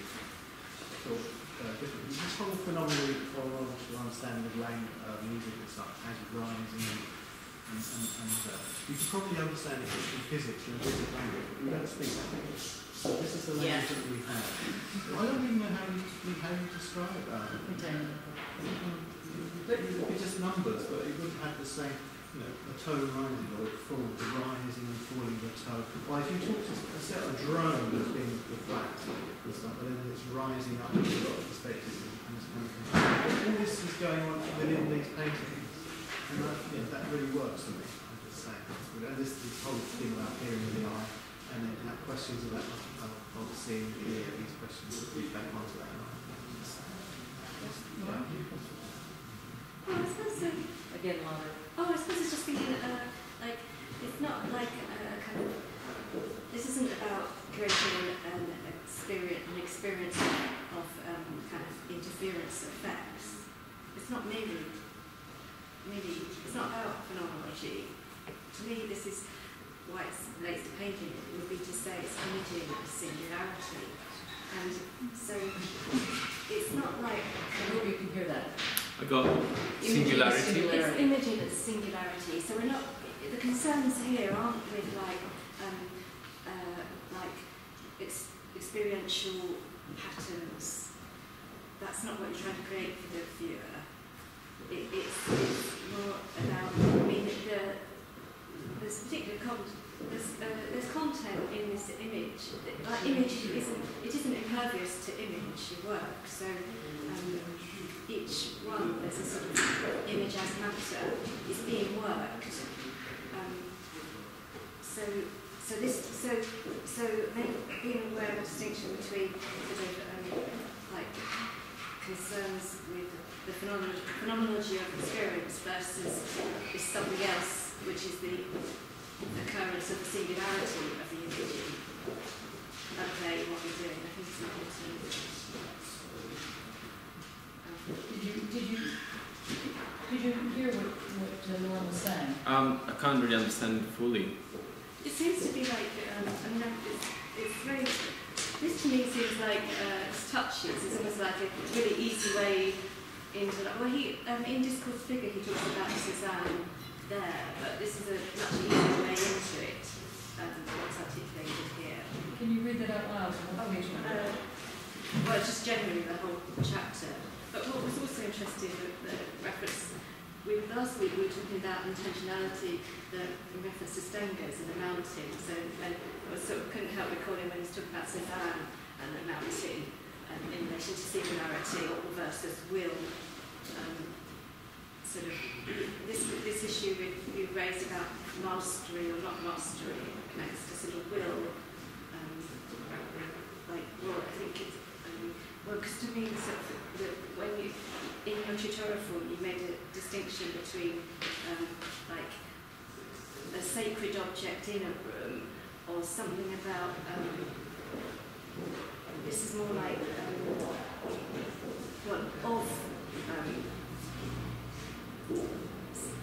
so I don't really want to put it in the sacred anyway, but it's like more like of the sacred rather than here's the sacred. It's like partaking of the sacred. Well, what I wanted to say there is this. I was trying to see the difference between sort of, let's say, experience, but that you can have by looking at something like this, or experience you might have if you are in a situation where you decide that there's a holy space and anything that goes there becomes holy. Like, for instance, in the ceremony of tea with the tokonoma, you put whatever you want in the tokonoma, that becomes the sacred object, and while you are doing the ceremony, you relate to that object because it's in the space of sacred, of holiness. Whereas here, of course, it can't be hanged anywhere, and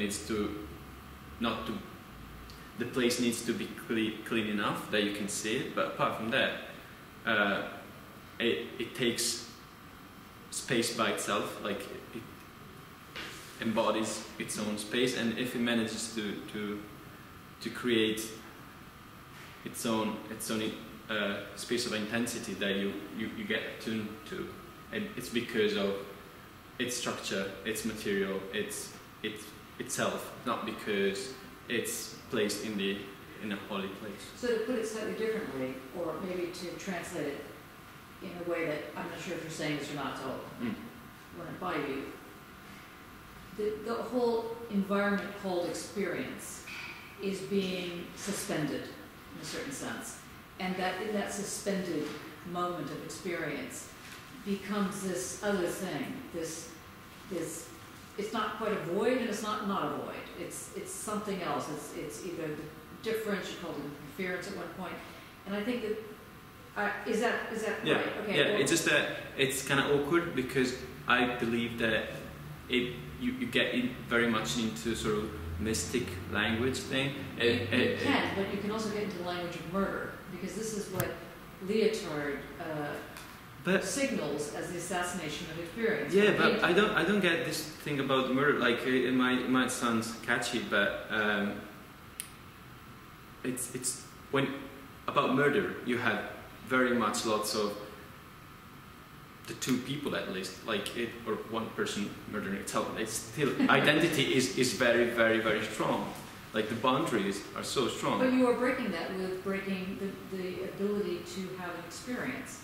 You have an A experience or an ana experience, Yeah. something like that. It's just that using murder just sounds counterintuitive to me, because it reminds of when you really, really are so much yourself, so much of a beast that you just want to kill someone, and it's totally different experience from losing yourself into an ecstatic peak moment that might last for 2 seconds, might last for 2 minutes, but you'll not be aware of how long it actually lasted when it's gone. But it does mean that the role of experience is no longer, maybe it never was, but certainly is no longer a part of painting. I think experience, it depends what we mean, because experience, if it's related to the word of science, the word of being aware of the experience you're doing, if it's about being in a place and same time, looking at yourself in that situation, of course not, totally not.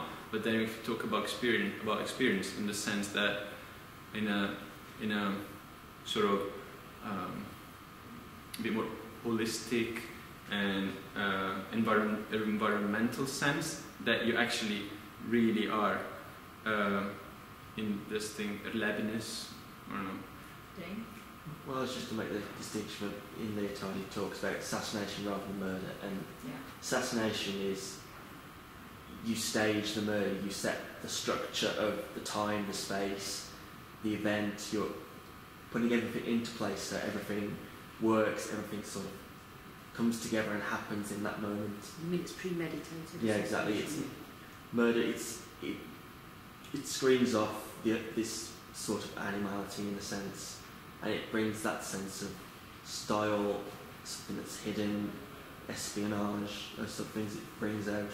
And I think in the way that assassination is sort of structured, I think it does sort of ring true for some of what we're seeing here, how these works are structured in a sense to sort of arrest someone's senses, to take them in that event of putting experience out in some form.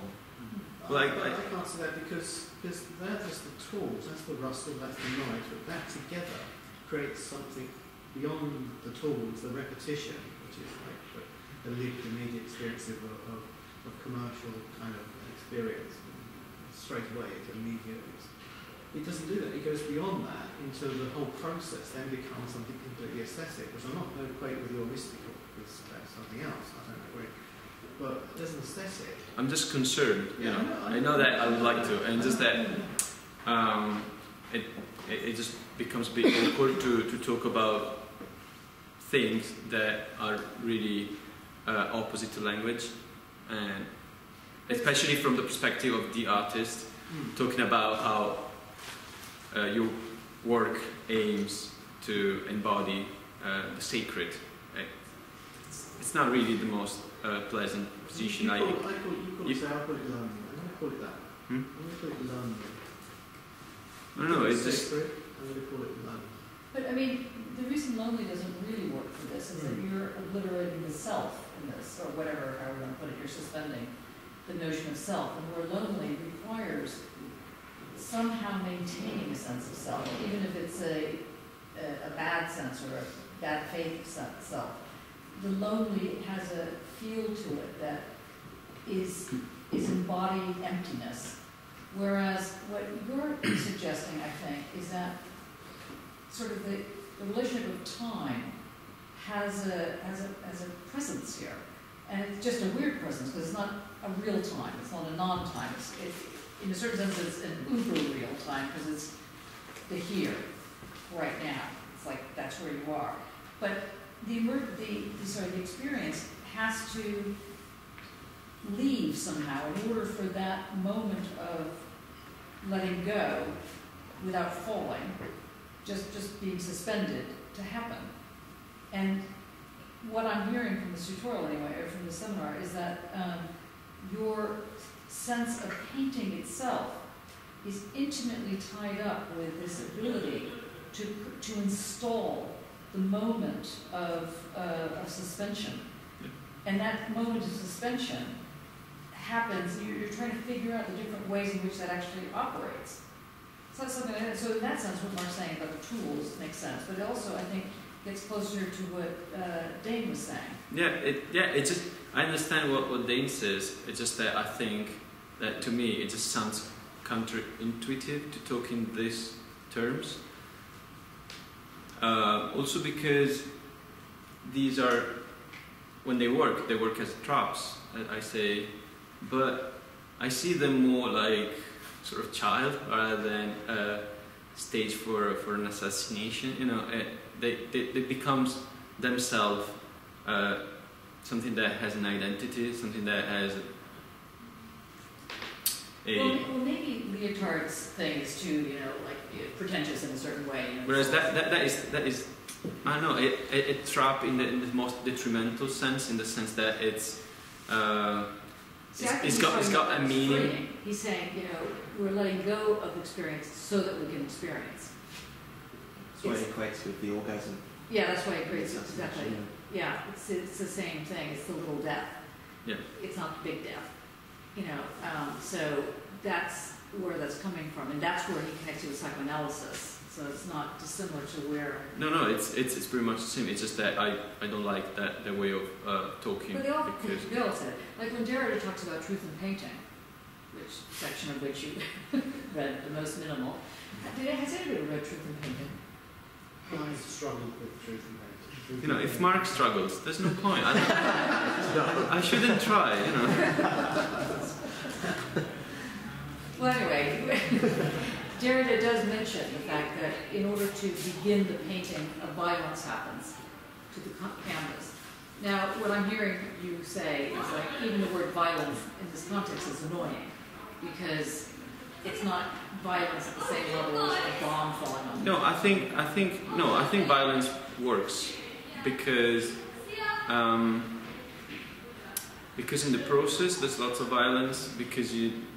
In the making of the painting, it is gosh, I wish I not recorded, but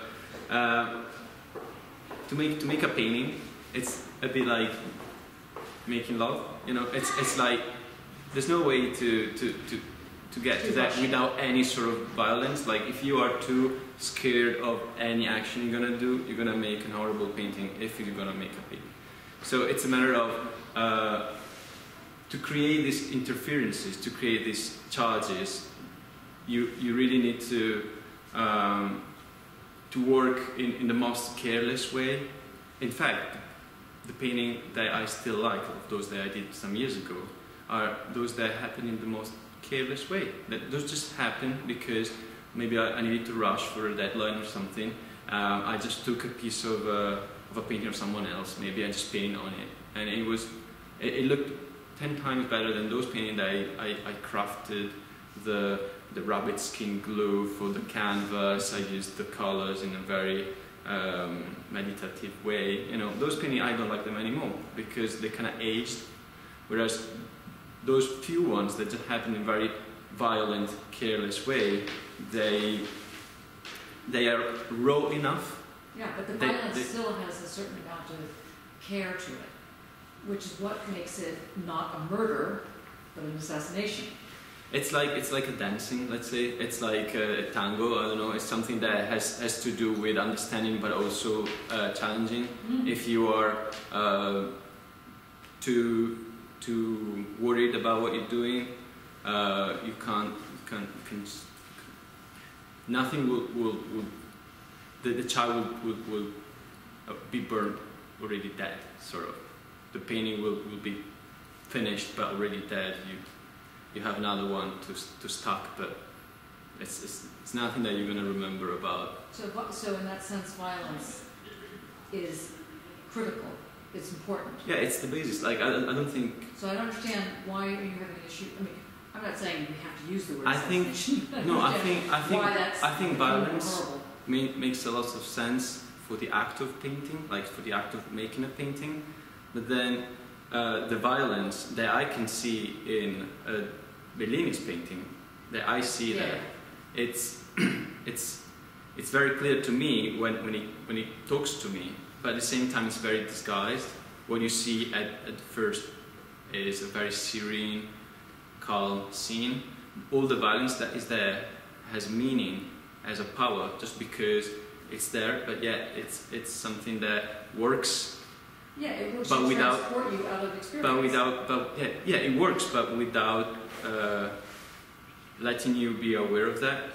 Like if you, it's not like a Pollock where you have drippings and you, oh, how lyrical violence there must be about, you know, this painting. See how there's different types of violence, but I mean, it just seems to me that the more I am now thinking about this painting from downstairs, the Bellini painting, it just seems to me that it is also, it's assassinating paganism, for example. It's assassinating a very specific, it's making a move, a structural move, not because the content is such. Why paganism? Like, the Holy Mary is so pagan. Like, well, I agree with that. No, but I mean, the reason I said that is because it's trying to impose a monotheism around the sacred, as opposed to having lots of objects be the sacred. There's only that object being the sacred. So that's why, because the pagan is a very different kind of dance that goes on, a very different kind of violence, which is why Lyotard goes to the pagan theatrics and not to the Christian, but it's still a theological move. Well, I don't know. I don't think we can say that paganism has to do just with performance and... No, not because it's theatrics, but because it's multiple. Because it's a plural. Whereas the Christianity move is a monotheistic. Well, it depends the kind of Christianity you refer to, because Catholicism is very pagan, and there's hundreds of saints, and actually there's been some surveys, and of course probably they weren't covering the whole Catholicism, but let's say Italy. Who do you pray the most when you pray? Like, because you don't pray necessarily to God. Who you pray the most? I think the first one was Holy Mary. The second one was well, there's been a lot of saints, and Jesus Christ was the 8th, and God was out of the top 10. Because it depends the kind of Christian. If we talk about some we'll have to say that, I mean, Christianity is a monotheistic religion, whatever. Well, no, because let's say I think Islam is definitely is. We can say Islam is, but Christianity is. I think you've got off the subject. Yeah. Okay. Yeah, I mean, there's like I say that ironically because I actually think like we're not talking about like images of the Madonna here, but there is a specific image content here in the sense that kind of I think like this. If you talk about it, it's sort of working with references of so you could say it's the analog algorithm versus the digital kind of and in your report you spoke about the question of simulation, like is it a simulation painting, did you say, or was it a simulation or something else? I can't remember.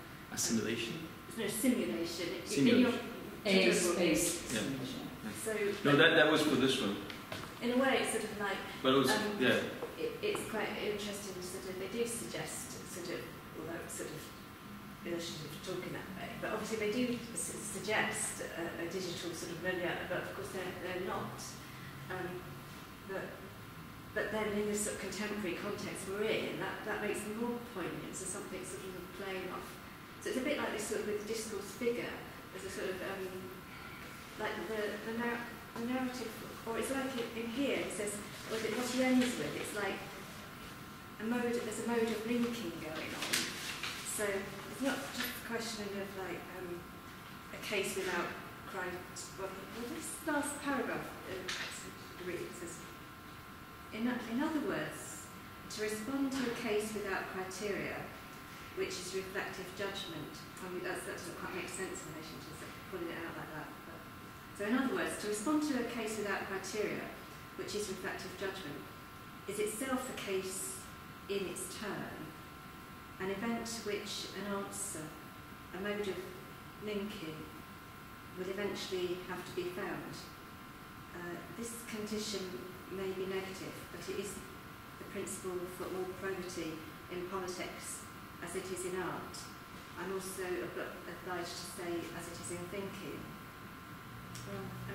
So he's talking about like, because you said in your tutorial form that you were going for sort of post-conceptual sort of moves. You could contrast that with the conceptual aspect going on in reflective thinking is being rejected. So this work presents, it's a case, you could say it's a case in its turn, it's its singularity as event, but there's still a mode of linking, I think, which is this contemporary, like the imaging isn't irrelevant. That's what I'm calling the procession within it, which becomes in reflective judgment, something like that. It is this linking together. That's what reflective judgment does. That's what it says in there. That's what the probity is, the differences. And that's the processual that becomes aesthetic. And by aesthetic, and I do read these as the eye as ear. The aesthetic as the beautiful. They are, this one is growing on me, and I do like this one. But that's what that says to me is he's getting towards. My understanding, my reading of that would be towards the aesthetic, which is through these tools that you've been using, you've been calling the interference and the rustle and the noise which sounds. That's what's happening. The noise that sounds, and that is what that is about. And that's what I've been trying to say all along. And that's what that is. And just to finish your thought there, so how is that aesthetic? Can you explain why those things? Pleasure, the beautiful. Good. So that's important because yes, that's what I mean. The process towards it. You go through the rest of it. That's why they take time. That's why the aesthetic takes time. The immediacy and understanding, whatever it is, the processes you need to describe yourself. But that's the probity part. Those are the differences. The probity. But the fate, the other positive way is the fate is the fact that for me they do work as paintings, with representation. You say, okay, I can handle that. I do like this one before as representation, more abstract. But they work as an aesthetic, as a beautiful sound. But do they work as an aesthetic in the kind of traditional sense of the notion of beauty? Or are you suggesting that there's kind of like a post-conceptual form of aesthetic? I understand the aesthetic.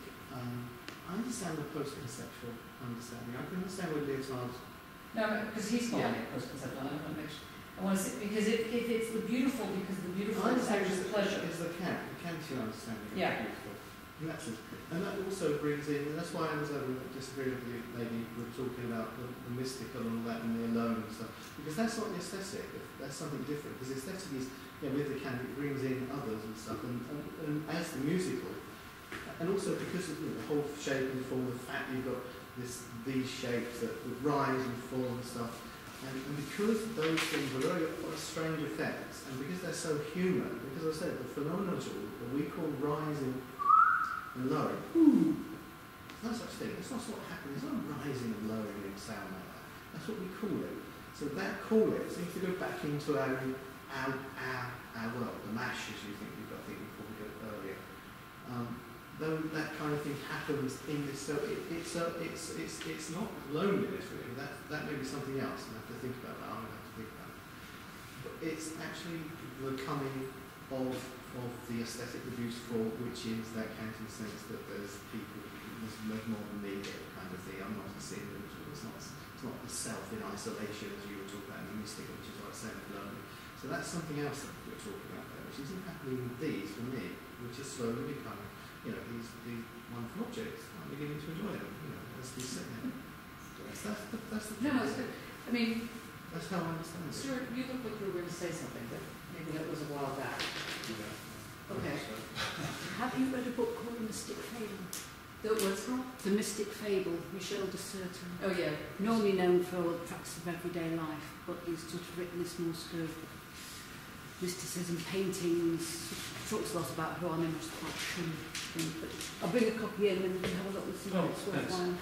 I mean, I do think that some of the difficulty here, when one feels like they have to go to the word mystic in order to counterpose it to analytic, I think that it always worries me a little bit. I'll just use this word just to say what concerns me, not what I like. No. But I'm just saying that there's another way, which is that, and this is, I don't think Lyotard is the answer. It's just we happen to have read Lyotard basically at this point. I think Foucault is actually more useful for you on this particular bit since you need to read a lot. We're not going to go there at the moment. But Foucault has a way in of understanding it, because he's doing a very, Mark's right to point out the links that Lyotard has with the Kantian notion of sublime and the beautiful and so on and so forth. He's very upfront about this, Lyotard is. What Foucault does is he develops a notion of what he calls estrangement. And the estrangement is linked to friendship as opposed to violence. And he does this very specific, even though it requires a kind of violence, it requires a kind of, let's say, honesty, and the honesty can sometimes be cruel, and et cetera, et cetera, et cetera, and it's raw, blah, blah, blah. And that move that Foucault develops, which we will only know if we ever finished The Courage of Truth in that full way, is that you'd see how the notion of this estranged moment gets established. That he considers the sort of, not the, there's no first cause of art, but there's a type of dwelling. So he gets away from the Heideggerian move of the onto theological, and he just rested in this thing called the estranged, or the estrangement.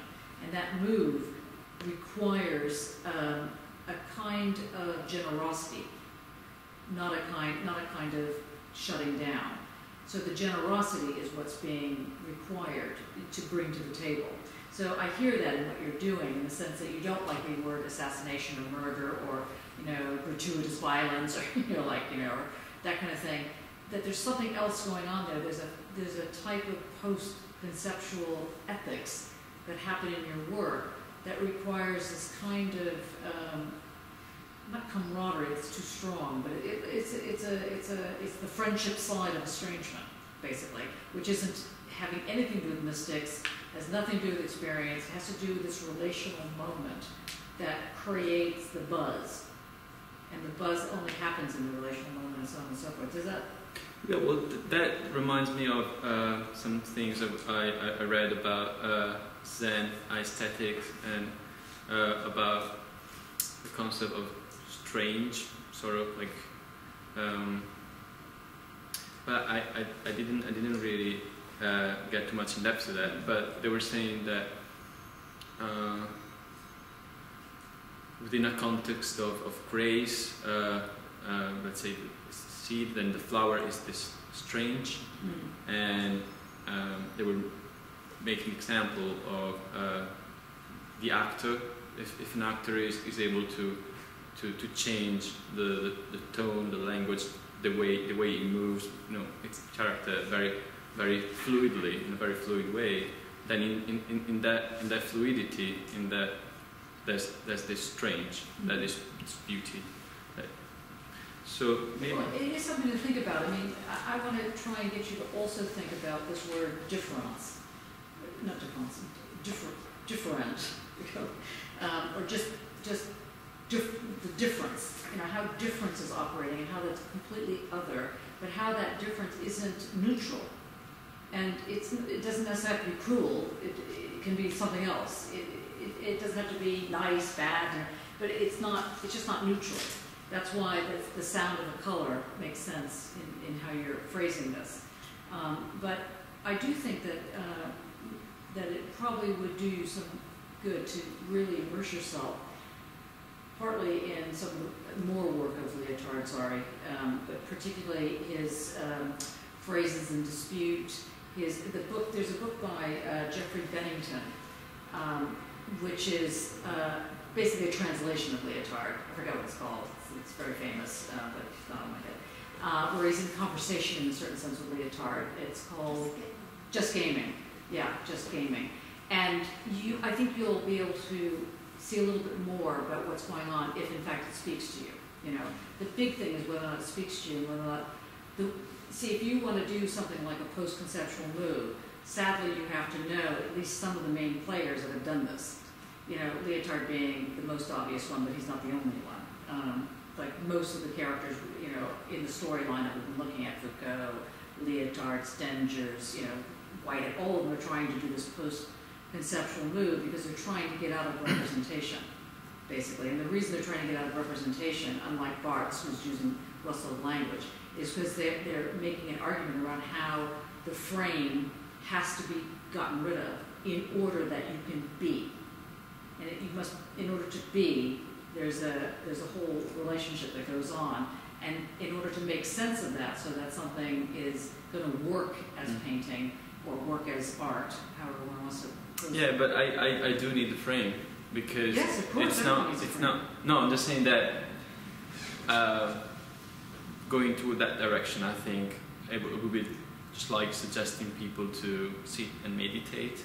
No, not. Whereas if you deal with these things, you. No, the reverse. That's why it's important for you to really think how this is doing.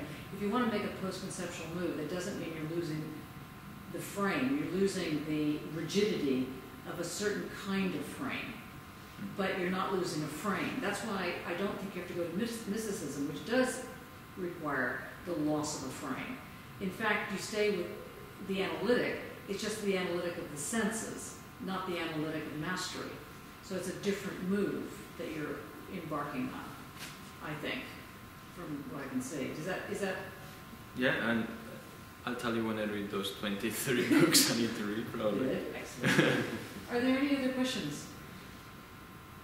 I'll just say what you said. I think that one before we knew what it was, yeah, much closer to what you were describing there as a Lyotard than the Visual representation. Yeah. So that was. See, even though I know now what it is, I don't see it as representing anything. I mean, I think it's where you got your inspiration from. Let's believe that, you know. But to be honest with you, I see these also as non-representational. That you got your inspiration from those things as well. You just were holding onto the side of the pool a little bit more here, and there you just swam away and thought, okay, let's try this. You know, let's really go for broke. The thing is, because also I'm talking about trying to deal with atmosphere. Yeah. When I start trying to make a new work, I kind of start from something that speaks to me. So from an image that somehow I like, that atmosphere sort of links to me. Whereas here, I just wanted to make sure that what I was trying to say could stand without an atmosphere that I liked. In fact, here even there's no yellow. Like in the channel of colors, I even got rid of yellow, so you just have black, blue, and red. And so that's why that I see that it works, but at the same time, I don't like it the same way as I like other works. Like I think the one that is not here, but I was trying to show through the computer screen, which is the one with all the loosey things on the top, and then the woven part. That managed to be even more abstract than that, but at the same time I like the atmosphere. So I think that one is really so far the best one, in the sense that managed to please me, but at the same time to stand by itself without being a postcard. Whereas this one could be a postcard. Mm-hmm. See, what you're saying, it's a shame that Jakob had to leave early, because I think your use of atmosphere is his use of palimpsestrous. I think they're not dissimilar. There's this kind of interference, attraction, seduction, surface, whatever is going on that creates a something that really might look as though it has layers, but has nothing to do with layers. But that might look like it has something to do with weaving, but it has nothing to do with weaving. And on the other hand, it has everything to do with weaving, but not really. And so on and so on. You're playing this kind of interesting moving game. I think that's very, it's really important what you're doing right now. And I think that this has been quite a good sharing of how your work is progressing, apart from everything else. Barbara? I just hope that the machine is able to capture the voice of everybody also on the back. It would be very much a shame if I could just hear my own voice, and that would be sad. That would be horrible. Like a piece of art, like a creepy one, like a crazy guy speaking alone. Barbara, do you have anything to say? Yes, I was thinking that when I was reading Lyotard, from time to time, if I'm reading philosophy, I need to just look at somewhere else and just allow myself to think without continuing the reading. And at the same time, I usually need to listen to some music, but I think I already told you that this is how I, switch my mind off. And I started to listen to a German composer who is called Max Richter, and he who's it called? Max Richter. Oh. And he recomposed Vivaldi's Four Seasons. And this is what I've been listening for a few days. And so he recomposed the whole. Right. Yeah. And as I experience, it's something really similar as what you are doing in your painting. When you are trying to capture, I'm not sure if it's the right word, but you are trying to, you're trying to capture an atmosphere, but also which is something that you liked for some reason, or which is something that is somehow familiar, but also not that familiar, so you can play with it. And I think it's something similar that, for example, Max Richter did with this Vivaldi piece, because it's so familiar for, I think, most of the people of the original piece. And if you're listening to it, I'll show it to you. If you're listening to it, you can recognize the original one. But but the way how he plays with it is kind of similar. Exchanging somehow. Yeah, and it's also kind of a condensed way of. I mean, it's like the whole piece is like 40 minutes or something, so it's much shorter than the original one, and I think how you. Some of these works, of course, loses those details that are not really interesting, and I mean, could be interesting, but you choose not to be focused that, and you choose to create a pattern, you choose to create an atmosphere, and this is something that it's just clicked in my mind this afternoon. When I came up here, and it was the moment when nobody was here, so I can just be in this moment, which I really like when you said that it's a timeless minute, when you were describing the Bellini and your experience as when you actually went to see it in National Gallery. And I think if you can be in this timeless moment, then it doesn't really matter nobody is around you, or if you go to a National Gallery as I did on a Sunday and it was really crowded and it was somehow really annoying, but if you can just get rid of all these annoying bits and pieces, then you can just be in this moment, and it could last until a moment, or you could spend here like an hour as I did. So that's just Mariam? Yes. You have the last word, since you're the only person yet to have not spoken. Okay. Well, I'm just going to go back to what you were saying about like half an hour. Can you say it really loud? About what you were saying about half an hour ago, whether it's a painting, an installation, or textile. I mean, I'm not really going to say, like, I don't know if it's a painting or installation. That's not my call, but I don't think it's textiles. And yeah, and even though if it was, it wouldn't have been like a conceptual piece of textile. It's not any less than a painting. But then, just because you're using the technique, and you can't get away with it, you are using the technique. But then that doesn't make it textiles, because I've worked with those people and. Not technique. It's not textiles. That's funny. In fact, I argue that unfortunately most of the things that are made out of paint, they're not painting. Yeah, but also saying that it is a painting because you work with that mind frame, and because that's how you think when you're making them. I think that doesn't maybe make it a painting either. Just because there are a lot of people who are textile designers and they make something and they call it jewelry. But I don't think that's jewelry, because some of them call them just bad designs. Wow, that is spoke. That's great. I think this was a wonderful thing, and you really raised the bar very high for everybody to follow. Thank you so much. We're going to have Mattia next week. Thank you. I hope everything is recorded, because otherwise I would feel like I've lost the chance to really listen to all these things. Because yeah, well, blame Dane. Yeah. I will assassinate.